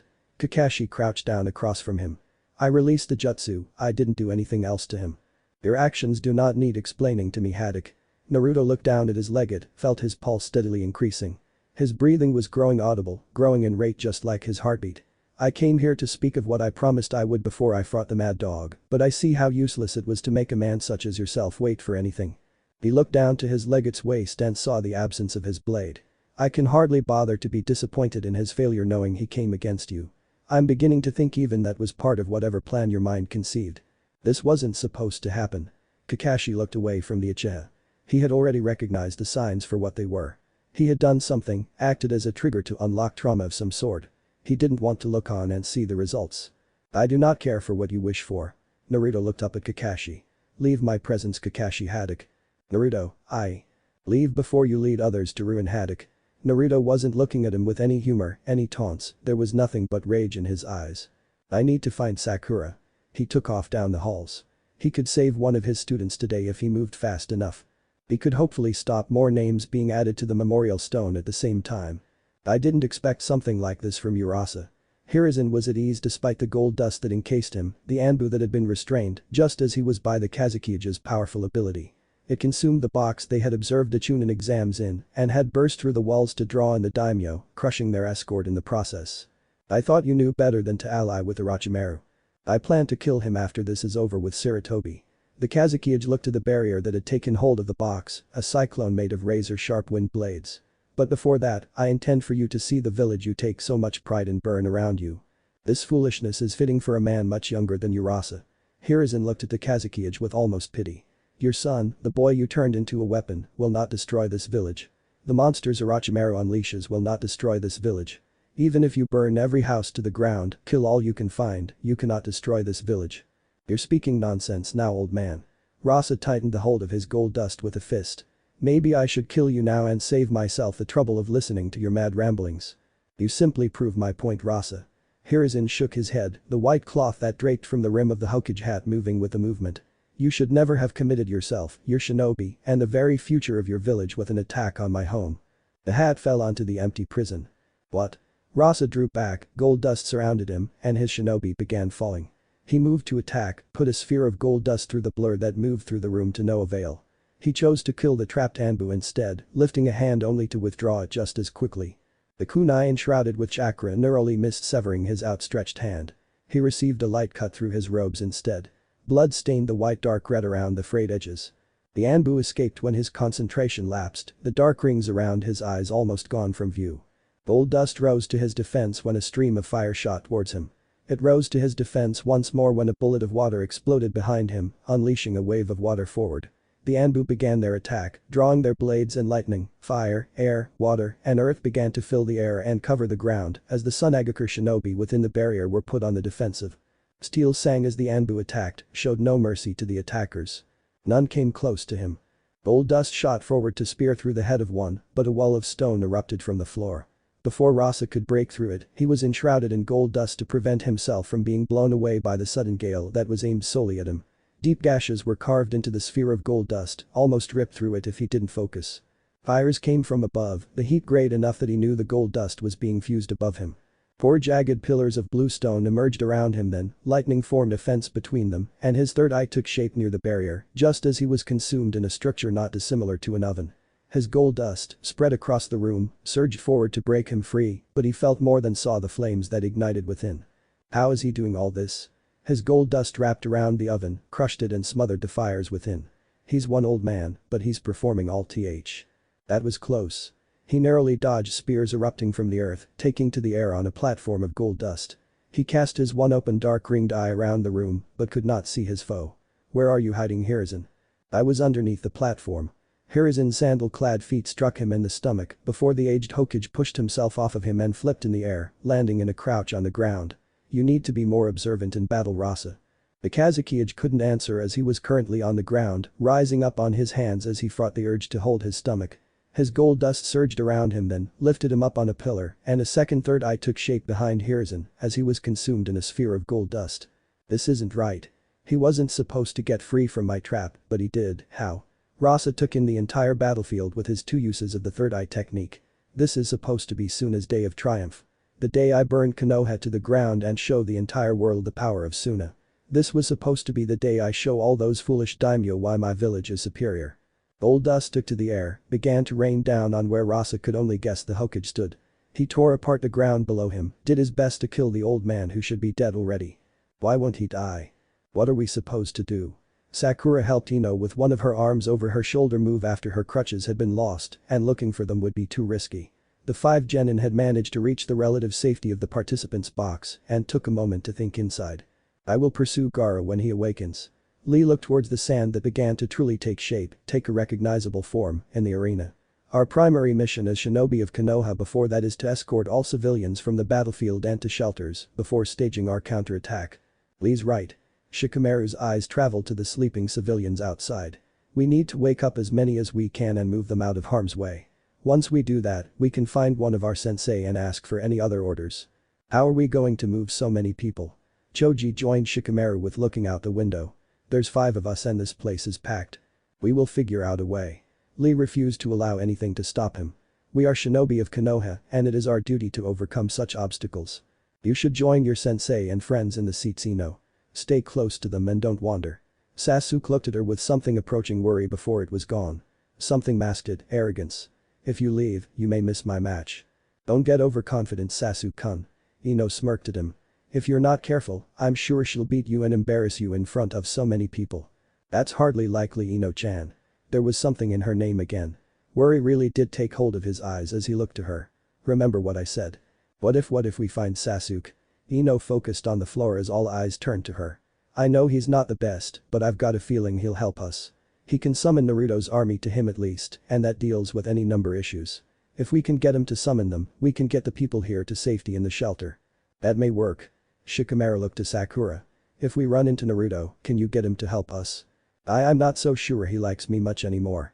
Sakura remembered the complete lack of hesitance that took hold of him when she had been dragged in front of him. He had only stopped his attack for as long as he did so that he could mock the traitorous Anbu that had been behind her. He didn't try to talk to the Anbu that brought me down to him. He just attacked after laughing at him. Then Sasuke really is our best bet. Shikamaru brought his hand to his eyes. This may be a problem. He turned to Ino. Can you find him? Give me a moment. Ino closed her eyes and Sakura took a lot more of her weight. Rock Lee took Ino's other shoulder and took some of the burden of Ino's weight off of her. The Yamanaka snapped her eyes open after a near minute had passed and didn't look happy. I can't find him with all the different chakra signatures around us. We need to get someplace else where I can pick it out. There's no place else to go with the village under attack. Shikamaru let out a sigh. We need to come up with a new plan then. Plan? Children these days are always living in some fantasy world. You children aren't making it out of there alive. The participants' box was covered from all sides by a single figure. Chiyo the Elder. 10 of the most famous puppets in the world surrounded them and began their approach. Hold it, Granny. Anko's voice was never so welcomed. A kunai was thrown with a normal deadly precision but was knocked out of the air before it could reach her. She didn't even bother to turn as a horned and lavender-colored puppet charged Anko with large fists raised. The Takebetsu Jonin didn't run, she threw an arm forward and snakes ripped through the air and filled it with hisses. They coiled around the puppet, wrapped around its limbs, and their powerful bodies began to crack it. You kids get out of here. Anko didn't look to the genin. I'll keep this old lady busy until you're clear, got it? But we can help. Shikamaru almost dropped into a crouch. I said leave. Anko let her anger out, let her killing intent sweep across the area and actually stirred a few dozen civilians from their genjutsu-induced sleep. 3 of you are high priority targets for any invaders, so get their hands on, so get to safety now. She urged her snake to tighten their grip, hear the cracks coming from the puppet. I'll cover you. The pink-skinned puppet with red hair tied in a style like Tenten's cleaved them in half with one of 2 large broadswords it wielded. It charged Anko only for the proctor to draw the blade she had taken from Sasuke and counter one broadsword and used a kunai with chakra running through it to stop the second. The large fist of the demon-like puppet she had restrained briefly were sent towards her with terrifying speed. She ducked and slipped past the bun-haired puppet's guard and ran chakra through the blade. The cable wrapped around her arm and she was pulled through the air, crashing into some of the unconscious civilians as she was thrown to the side. She recovered and jumped up to her feet in time to use the flat of the blade to stop the large fist sent to rip through her head of the demon-like puppet. This sword's pretty durable. Anko strained to keep the puppet away from her with one hand, the other still wrapped in the cable. She tried to pull it free only to be pulled off balance, and the fist passed her guard. The hound of stone barreled into the puppet, threw it into the shifting sand of the arena. It growled, rocks leaping from its jaws as it barked, and remained in front of Anko. She looked relieved to see the stone dog, and she grinned as she spun the sword in her hand and severed the cable wrapped around her arm. Let's see what you've got, Granny. Anko charged forward, the dog at her side. Kakashi-sensei created that dog. Sakura turned to the other side and found a dog of lightning fending off more Sunagakur shinobi.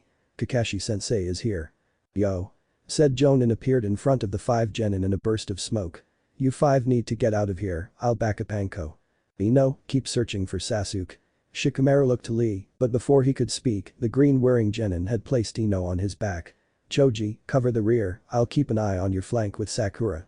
The 5 genin burst from the participants' box, and the attempts of another puppet with large fists to stop them were met with a stream of fire from Kakashi. It was pulled out of the way with a twitch of Chiyo's fingers, but Kakashi formed a cross-shaped hand seal in front of his chest. A number of shadow clones appeared and began to attack the clones, in addition to the real Kakashi of the Sharingan. Suffice to say, Chiyo was too occupied to continue her attack. Find anything yet, Ino? She has discovered nothing. Shikamaru wasn't surprised when Lee answered for the Yamanaka. He had a feeling he would know of any development of their search long before Ino could come out of her trance and vocalize them to the rest. Alright, we'll move through the halls then. Shikamaru looked for a way to get there when he was forced to come to a stop, a number of Sunagakure shinobi coming towards them. He fell into a crouch but didn't get a chance to use his clan's infamous jutsu. A purple-haired cat-masked Anbu was suddenly in front of him, swinging with her sword and unleashing a blade of chakra that made blade spill from one of the attacking woman's chest. The Anbu formed a shadow clone on either side of herself, and all 3 attacked the 6 puppets sent at them by 2 users. Thanks for the save. Shikamaru leaped back to Lee's side as Sakura threw a number of shuriken and kunai forward, peppering the back of an unaware Suna shinobi before he could react. He collapsed forward and she didn't flinch as she moved past. She must have taken her first life during the mission to Waves. Shikamaru made a mental note of such a fact when she showed only steely resolve. This helps. Doji, how you doing back there? Shikamaru didn't turn to see his longtime friend. He focused on keeping Lee's path clear with Sakura. An explosive kunai put a hole in another Sunagakure shinobi's chest and he fought down the urge to vomit at the sight. He was a shinobi defending his home, defending his family, defending his friends. He killed the people trying to destroy his home, kill his family, kill his friends. Fine. Choji was drawing back his partially enlarged fist from delivering a no-doubt crippling blow to an attacker from Suna. How close are we to getting out of this? A few more seconds. Shikamaru was right. The group entered the tunnels that ran around the stadium and Lee immediately took off. Shikamaru didn't say anything but follow his lead and Sakura and Choji followed him without a word. Shikamaru figured Ino figured out she didn't need to say much with someone like Lee. He was aware enough of every one of her movements when she was on his back she didn't need to bother with talking. It would actually just be a waste of time. I believe we are getting close.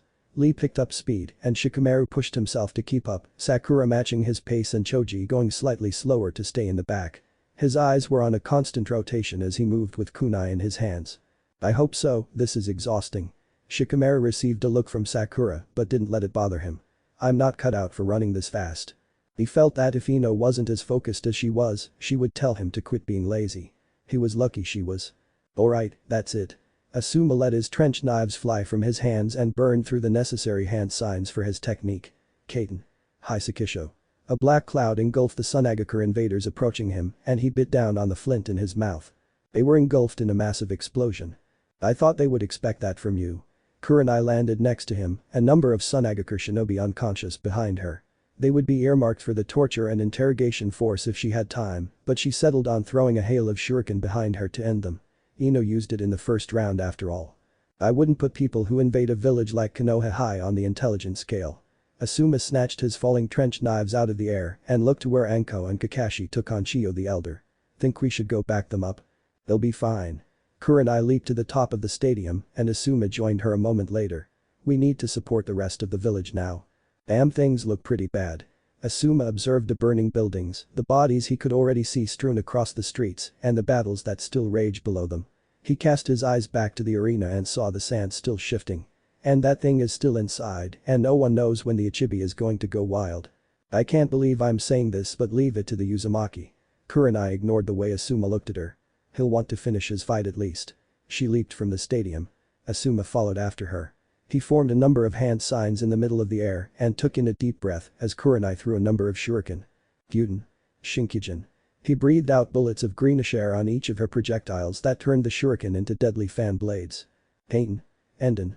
Kurenai further complemented the technique with a barrage of small fire bullets. The two had used the combination before and their chakra was matched rather well for it. The already deadly wind shuriken were lit aflame and struck the Sunagakure shinobi below them with lethal force thanks to the practiced accuracy of the two jonin responsible for the attack. I almost thought you wouldn't manage to catch on Asuma. Kurenai landed first, two Sunagakure shinobi were frozen like statues when she locked them into a genjutsu. You thought Omisa set up that obvious. Asuma chuckled as the two invaders fell with a quick slash of his chakra lot entrenched knives to the throat of each. I'm not blind. The two jonin began to assist the shinobi on the streets with evacuating the civilians of Konohagakure, the focus of the invaders, shifting from spreading chaos and destruction to defeating the two powerful jonin that had joined the battle in the streets. They were failing. Kurenai trapped two in genjutsu as they approached, Asuma cut down one and mortally wounded a second with his flying swallow, and Kurenai trapped three more with genjutsu that turned them against their comrades in a maddened frenzy. Both formed a set of hand signs together and took deep breaths. Heian. Gon no Jutsu. Both spewed out twin streams of fire that swept down two streets next to each other, widening to consume the entirety of the street as the two continued to breath out the flames. A pair of Sunagakure shinobi tried to strike them from behind, only to be nearly instantly taken down by the arriving Iruka Yamino. He continued on his way without stopping. He threw a handful of shuriken at another Sunagakure shinobi and didn't watch their body fall from the rooftops to the ground. He had a goal in mind as he reached the stadium and began to race up it. Naruto. This isn't good. Jiraiya observed a trio of large snakes that barreled towards him, the shinobi that did their best to hold one of the gates of Konoha. He quickly formed a number of hand signs and blew out a stream of flames, torching the ground in front of the gates and dissuading the slithering snakes. They would figure out a way through the flames eventually, discover a way to put them out more likely, and the Toad Sage raced through another fair number of hand signs before he struck the wall. His chakra raced down the wall and a swamp formed, the fires burned themselves out on the patches of ground he left it before it was swallowed by the swamp. Jiraiya let air escape him with an almost sigh as he rose back to his full height and observed the trio of large snakes that had appeared suddenly in front of the gates. No doubt about it. He took note of the mark each bore on the red scarf at the base of their heads. These guys are from the Ryuchi cave. Their possible summoner was a short list. Jiraiya had been all around the world and he didn't find many people with the chakra needed to summon not only the three snakes in front of him, but the three snakes he could imagine were located at the other gates to the village. Orochimaru. Jiraiya lifted both thumbs to his mouth. If he wants to play the summoning game, we'll play. Jiraiya moved through the necessary hand signs before he dropped from the wall and slammed a hand onto the ground. Summoning jutsu. He was engulfed in a massive cloud of smoke. He's had his fun and played his hand. Jiraiya's voice came from the smoke as three large forms were slowly becoming visible. He's had his turn. Slowly the three massive forms were revealed. The dual katana-wielding toad known as Gamahiro was first, his massive blades drawn. A croak that shook the buildings came from the massive warrior. The Sasamata and shield-wielding toad known as Gamaken was next. He rested his Sasamata on his shoulders and readied himself for battle with his shield in hand. Last was the toad boss himself and the fearsome warrior known as Gamabunta. His tanto was held in hand and he looked at the scene he had been summoned to with distaste. Boy, Jiraiya, what do you think you're doing summoning us three all together? The toad boss turned his eyes upward, the white-haired toad sage standing atop his head. And what I tell you about standing on top of my head and doing your poses? Konoha's being invaded. Orochimaru's involved and loaned his summons to the battle. Three of the giant snakes outside are located at each of the gates to the village. I figured you, Ken, and Hiro can take on one each and leave this one to me. Jiraiya leaped off of the toad boss and back to the wall. He turned to the three summons and looked each in the eye. What do you say, up for a fight or have you all gotten soft since I last visited Mount Myaboku? You better have something good when we're celebrating. Gamabunta drew his sheathed tanto up in both hands. He turned to his fellow summons. Let's go. He received twin nods before the trio of toads leaped over the walls to Konoha with a single leap and split up in midair. They avoided the swamp Jiraiya had summoned and hopped to the other gates with speed surprising for creatures their size. Jiraiya watched them leave from his perch before his focus shifted to the forest, trees falling one after the other as the snakes he would be facing off against planned something. His swamp was a distraction to his real tactic, the summoning of such powerful reinforcements, and he cancelled the technique. He dropped from the wall and stood before the gates, standing before the snakes that slithered out of the ruined forest. You three are really unlucky. Jiraiya rolled his shoulders before bringing his hands together in front of him. You could have stood a chance against those toads I summoned, but it's just unfair that you three have to fight the legendary toad sage, Jiraiya. A Rasengan took form in his hand as he vanished from the sight of the snakes and it grew to giant size. He appeared on the top of the head of the first snake and used his chakra to keep himself in place as it immediately began to thrash in place. It would have rolled over to crush him if Jiraiya didn't have stone restraints take hold of the serpent before it could do so. He lifted his giant Rasengan into the air, let it shine brightly above his head like a blue sun, before he brought it down. Giant Rasengan. The snake hissed in pain as his Rasengan struck, powered it into the ground, and it vanished in a cloud of smoke back to the Ryuchi cave. Jiraiya landed on the ground and slammed his palm that had not held the Rasengan into it. Blue pillars of stone stopped another snake from moving, electricity caging it in place, as Jiraiya threw himself out of the way of the crushing tail of the only active snake at the gate and formed the needed hand signs for his next attack. He breathed it and blew out a single massive bullet of air, half the size of the giant snake's head that was easily avoided. Jiraiya threw a pair of giant shuriken behind it and the snake hissed in pain as both struck it beneath its jaws. Jiraiya pulled himself up on the wire strings attached to them and swung himself over to the top of the snake's head. Twin Giant Rasengan. He released the wire strings and threw his arms out to the side where the Rasengan whirred to life. He threw himself down and struck the snake with both devastating attacks on the top of its head and powered it into the ground. He clapped his hands together while in the air and a dull blue oven consumed the snake trapped by the electricity. He found the small opening in comparison to the structure's sheer size and breathed out a stream of fire. It shed its skin. He didn't smell burning snake. Jiraiya looked down to where he approached the ground and saw it begin to crack as the snake pushed its way out to attack him with its jaws wide to swallow him whole. Summoning Jutsu. A small toad looking similar to a gourd fell into its mouth but landed on one of the large fangs before powering itself away. It disappeared into the forest, its green coloring concealing it from the snake as it broke the rest of its body free and its tongue darted out. It was trying to find the toad scent but was failing. I need a plan. Jiraiya kept himself out of the acid within the toad's stomach. He sat cross-legged as the toad came to a stop in a branch somewhere, fully muted its chakra and hid its scent like he knew it would. That one is wise to my little tactic, but I shouldn't be surprised. It just saw its two brothers in arms go down from the same attack. One even tried to harden its head with chakra and still failed to stop me. He looked around his current surroundings, hoping to find inspiration. It's going to be tricky to take it down by hitting its off spot. Inspiration came. Jiraiya smiled as he brought his fist to his palm as he rose. I just won't hit it. He leaped from the toad's stomach and the cork it held in its mouth popped out as Jiraiya emerged and spewed out a considerable amount of mud, striking the forest ground as he landed on a tree branch. If the snake didn't already know he was free, the chakra his attack unleashed had it gunning for him. Jiraiya wasn't concerned as he formed the needed hand signs and a copy of himself appeared on either side, one formed from the mud and another from his chakra. Aren't we just some handsome devils? The Jiraiya on the right couldn't help but turn to admire his two identical counterparts. But we are. The Jiraiya in the middle looked to either side, brought a hand up to his chin. Almost too handsome for the ladies to handle. And now's there's three of us. The Jiraiya on the left chuckled. Men across the world will be jealous, women across the world will swoon. The hissing of the snake made all three snap to focus. The snake ripped through the trees in its way with an angered hiss, chakra leaking from its body and giving it durability stronger than steel. It was determined to destroy the human that had wounded two of its brothers and then destroy the village its master wanted to see destroyed. Let's go. All three announced together as the one in the center took to the air, the one on his right charged forward and the one on his left dropped to the muddy ground. Kunai clashed, shuriken struck flesh, fists clashed with flesh, and blood ran from friend and foe. All of it pointed to one thing as screams of war, screams of rage, screams of grief, and screams of madness ripped through the village so many called home. War waged within the streets of Konohagakure and with war came the inevitability of death of ally and foe alike. And with death came anguish, rage, despair. Mary-chan. A young husband calling for his young wife before the blade of the enemy struck him in the back. Gohin, come with mommy now. A panicked mother trying to escape the carnage with her little boy before death, claimed one of them. Her struggles were nearly rendered worthless when Asuna shinobi struck at them both with a deadly wind technique. She was one of the lucky ones. A Konoha shinobi arrived just in time to snatch both from the ground and carry them away, her partner appearing silently behind the Suna shinobi and slitting his throat without remorse or hesitation. Ganta? Ganta, please no. Another mother was not so lucky. A kunai laid in her boy's back, leaving his body lifeless as she desperately called to him. All of you, run to the shelter. A shinobi of Konoha landed on a nearby rooftop, blood staining his form but imperceptible to the civilians below him.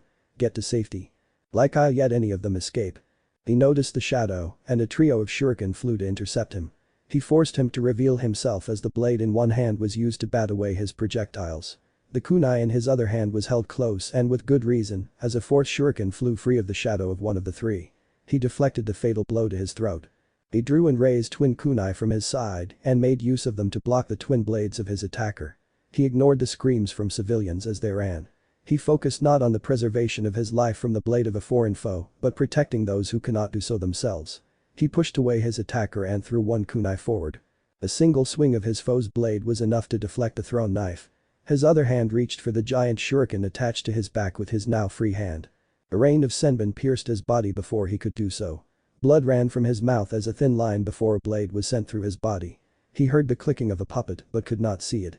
His body refused to move, a combination of the poisons that coated the needles in his back and the mortal wound he had just been dealt. A kunai was drawn across his throat. His body fell back, removed itself from the blade, and struck the ground. 3 leaves shall bud anew. His eyes drifted close, embraced the darkness, just as the invader realized an explosive tag had been planted on his stomach. The last act of the dying shinobi made sure he had a foe join him in the afterlife. This is getting us nowhere. Ibiki threw out a handful of shuriken, piercing through a number of Sunagaker attackers with hardly a glance. He looked to where Anko stood off from the battle between Chiyo the Elder and Kakashi of the Sharingan. It was an incredible sight. Kakashi's hounds, a jutsu he may have created or had simply copied, proved a match for Chiyo's puppets for the moment. They could not be trapped, could not be destroyed without reforming seconds later, and worked about as well as the 10 puppets Chiyo managed all at once. It was to a devastating effect that destroyed a vast majority of their surrounding, but against an enemy like Kakashi, who had added a small host of cage bunshin to the mix, it was ineffective in ending the battle. The fact that she can use 10 puppets simultaneously is a testament of her skills. Ibiki would not normally compliment a foe, but this was a special case. Chiyo the Elder had truly been a terrifying foe to face on the battlefield in her youth. Now she was simply the stuff of nightmares for many. The puppeteer had a knack for becoming much better as they aged, as they gained more experience, and Chiyo was no difference. She was an absolute monster on the battlefield, and now she was much worse. He recognized the puppets Kakashi fought against and couldn't deny the fear he felt. The Chikamatsu collection was said to have conquered an entire fortress by itself once. In the hands of such a skilled and renowned puppeteer like Chiyo, he worried for the safety of Konoha. This is bad. Each weapon the puppets wielded was dripping with 1,000 different poisons designed by the old shinobi herself, and no doubt every single cut, even the slightest scratch, would prove to be absolutely lethal. The poisons she created for the war were only ever countered by Tsunade of the Sannin after all. How long can Kakashi keep this up? How long can we last with here until we can get reinforced? How long can we last after that? The head of torture and interrogation wanted to curse at the fact this all had to happen now, the village still extremely weakened from the rampage of the Nine Tails so long ago. If that chaos had never consumed the village, claimed the lives of so many great and powerful veteran shinobi, claimed the life of the 4th Hokage himself in the end, then Sunagaker would have never thought to invade a village so abundant in not only powerful shinobi, but skilled shinobi as well. It's a bad idea to lament the dead during a time like this. He avoided the barrage of shuriken launched by a trio of Sunagaker shinobi and responded with a pair of kunai as he dashed forward. 2 crumpled to the ground, the chakra-enhanced kunai ripping through their flak jackets, hearts, and out through the back. The last Sunanin drew a blade to meet the scarred shinobi in close quarters combat when Ibiki pulled on the wire strings attached to the kunai. He crossed his arms, crossed the chakra-laden wire strings, and he bifurcated the shinobi foolish enough to only focus on what was ahead of him. It's time to focus on keeping myself alive and send these invaders to join them. He rushed forward, his eyes locking onto 2 more attackers, even as a third was slain by a expertly thrown shuriken, finding its mark in their throat. Away from Ibiki and the battles waged among the stands, a group of 4 of Sunagaker's equivalent to Konoha's Anbu Black Ops awaited outside a door. You know your jobs. In the medical area, the Anbu assigned to be the leader looked to the 3 Sunagaker Anbu with him. The 3 nodded as he lifted a hand to the door. Information gathered just before the invasion commenced revealed that Hinata Hyuga was present on the other side of the door. In addition to her, Kiba Inuzuka and Shino Aburam were said to be with the Hyuga heiress. 2 valuable hostages, and the Hyuga was simply too perfect. The fools didn't know what awaited them on the other side of the door. No words were needed among the team anymore as they readied themselves. 3 stepped away as the masked shinobi channeled his wind chakra to his fingers in preparation. He ran his fingers over the perimeter of the door, silently severing the hinges. 2 moved forward, silently taking hold of the door and sticking it to their palms with chakra. The Sunagaker Anbu who had cut the door away stepped back, the other Anbu coming to his side, and both prepared themselves to enter the room. The 2 holding the door silently performed the same wind chakra technique as their leader and split the door in half. A minor application of chakra made sure the door didn't separate just yet. The hand signal was given.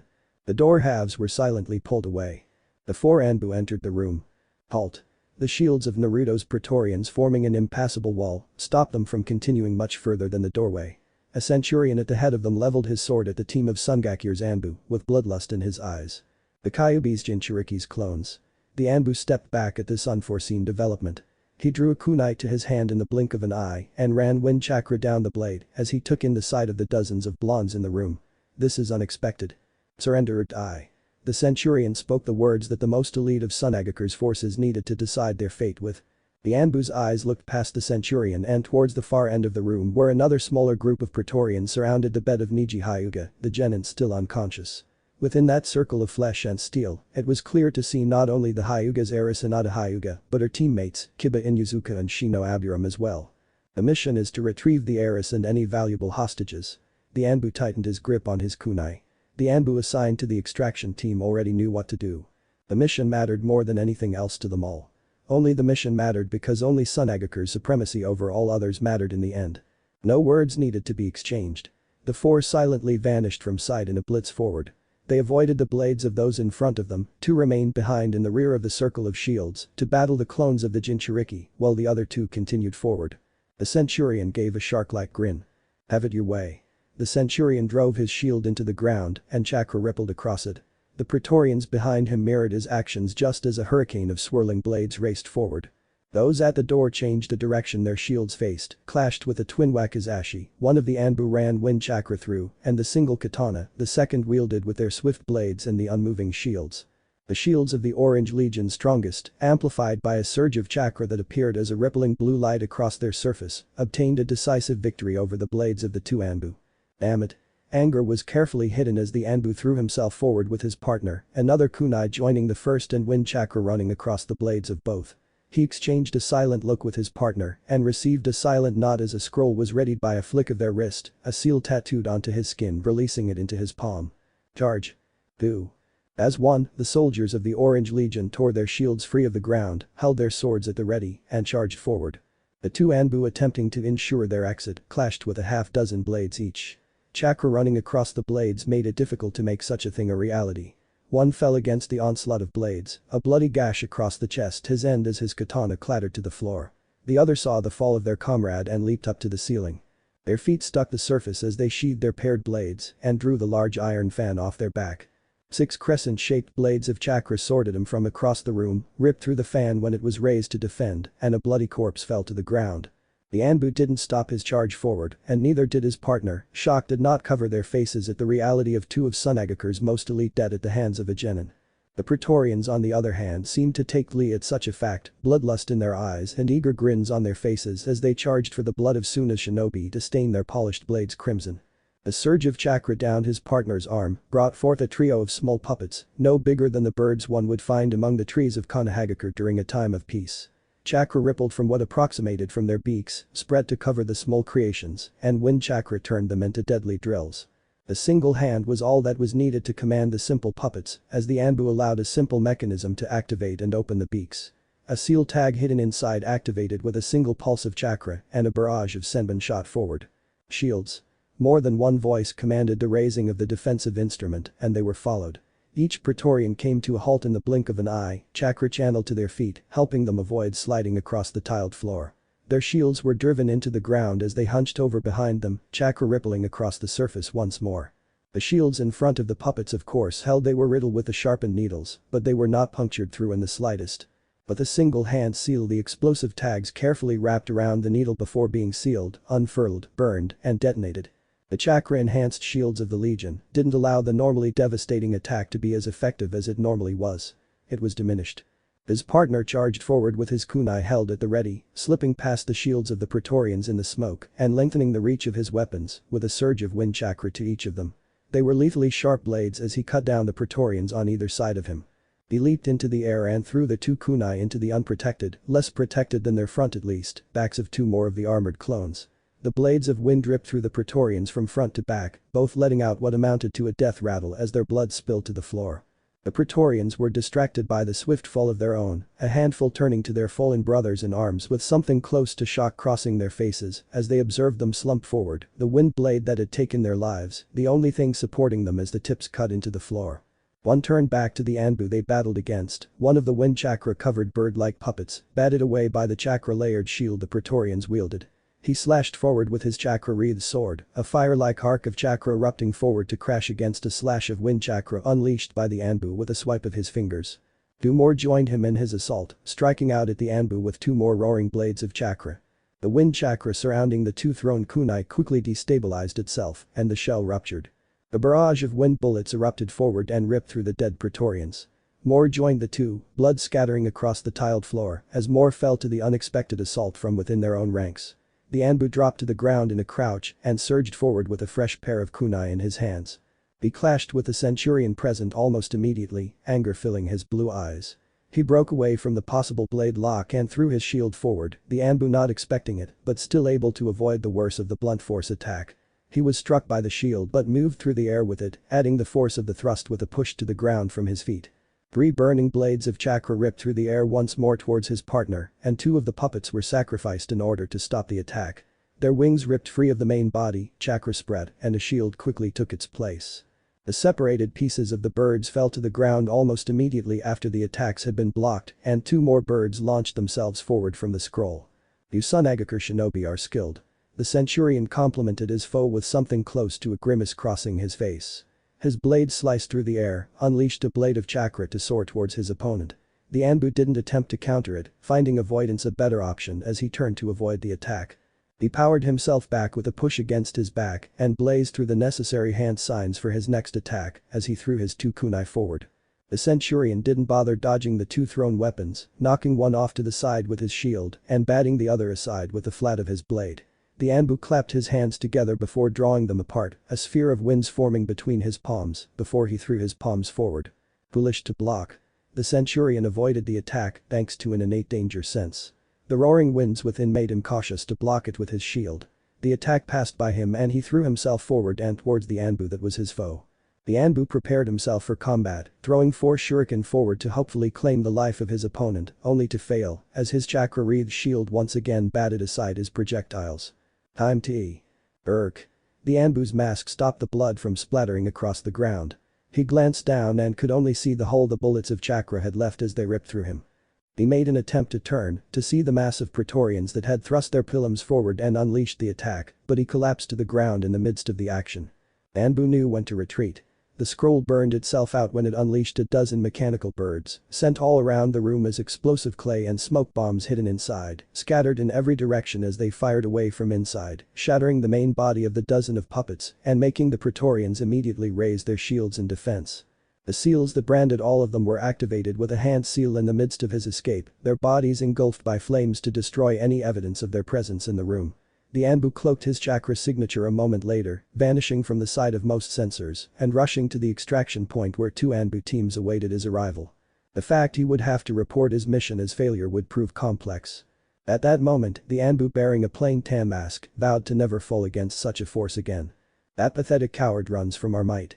The centurion sheathed his blade a moment later, a growl escaping his lips as he turned to some of his fallen century. The blood they shed from their wounds had spread across much of the tiles around them and their weapons fallen from their hands. The centurion approached one of his fallen brothers in arms and fell to a knee. He struck a single fist against the ground, the other crossing over his armored heart and bowed his head to the fallen. "Rest my brothers, you have earned it." The centurion's words were a mere whisper, the Praetorians with him bowing their heads as well, and those closest joining him by letting a knee and their fists striking the ground as they silently saluted their brothers. "Our victory was gained but not without sacrifice." The centurion rose his head, rose back to his feet, and allowed himself to let out a single sigh. "Foolish it seems to believe we may remain untouched by the true cost of battle." The centurion almost wanted to laugh at the fact that he had once thought that he and his brothers in arms would be able to avoid the ever-present specter known as death. The Legion was not untouched by death, walked with it on every march, and had met it on the final path many had walked on their campaigns, from Silver Fang to the battles of Wave. He had foolishly believed they could escape its grasp, merely because they could call themselves Praetorians of the Orange Legion, call themselves the elite of the elite. It was foolishness befitting a newborn babe, not a centurion of Caesar's Orange Legion. "Rest my brothers, rest and know the blood of Suna will stain the blade of your brothers soon." With those words the last he would speak to the dead, the centurion turned to the 2 he had been assigned to protect.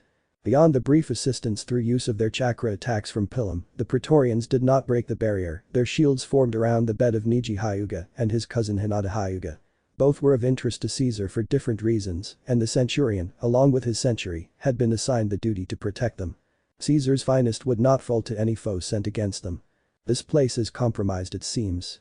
The centurion looked to the exit, Praetorians already moving out to the halls, their shields at the ready with their brothers. The door was blocked by a separate host of Praetorians, and the centurion focused on a new plan. We will need to move both of them to someplace more secure. Where are we to take them once beyond these walls? His second in command, the decanus of his century, asked a rather important question. I do not mean to disrespect you, but the village is at war, Centurion Uzumaki.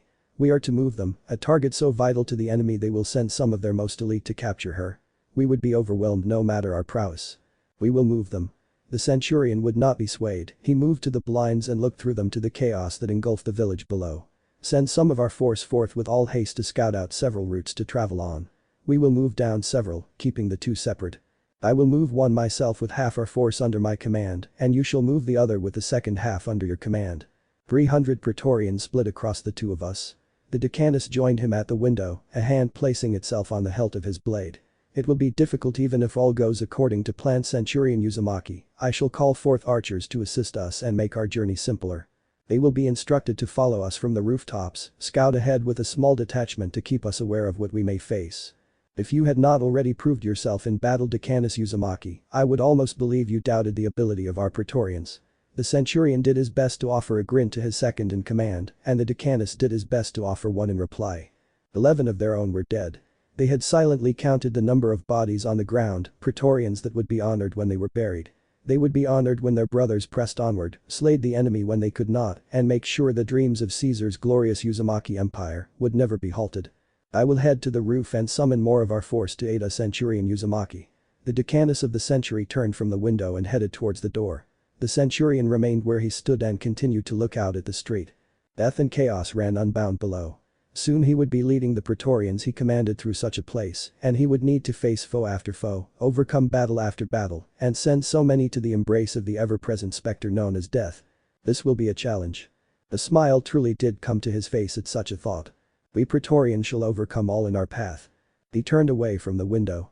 He had much to do to continue the path of glory for Caesar's Uzumaki Empire after all.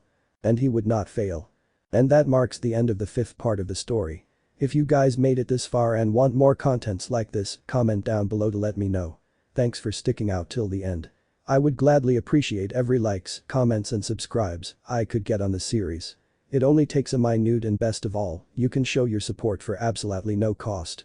See you in the next one.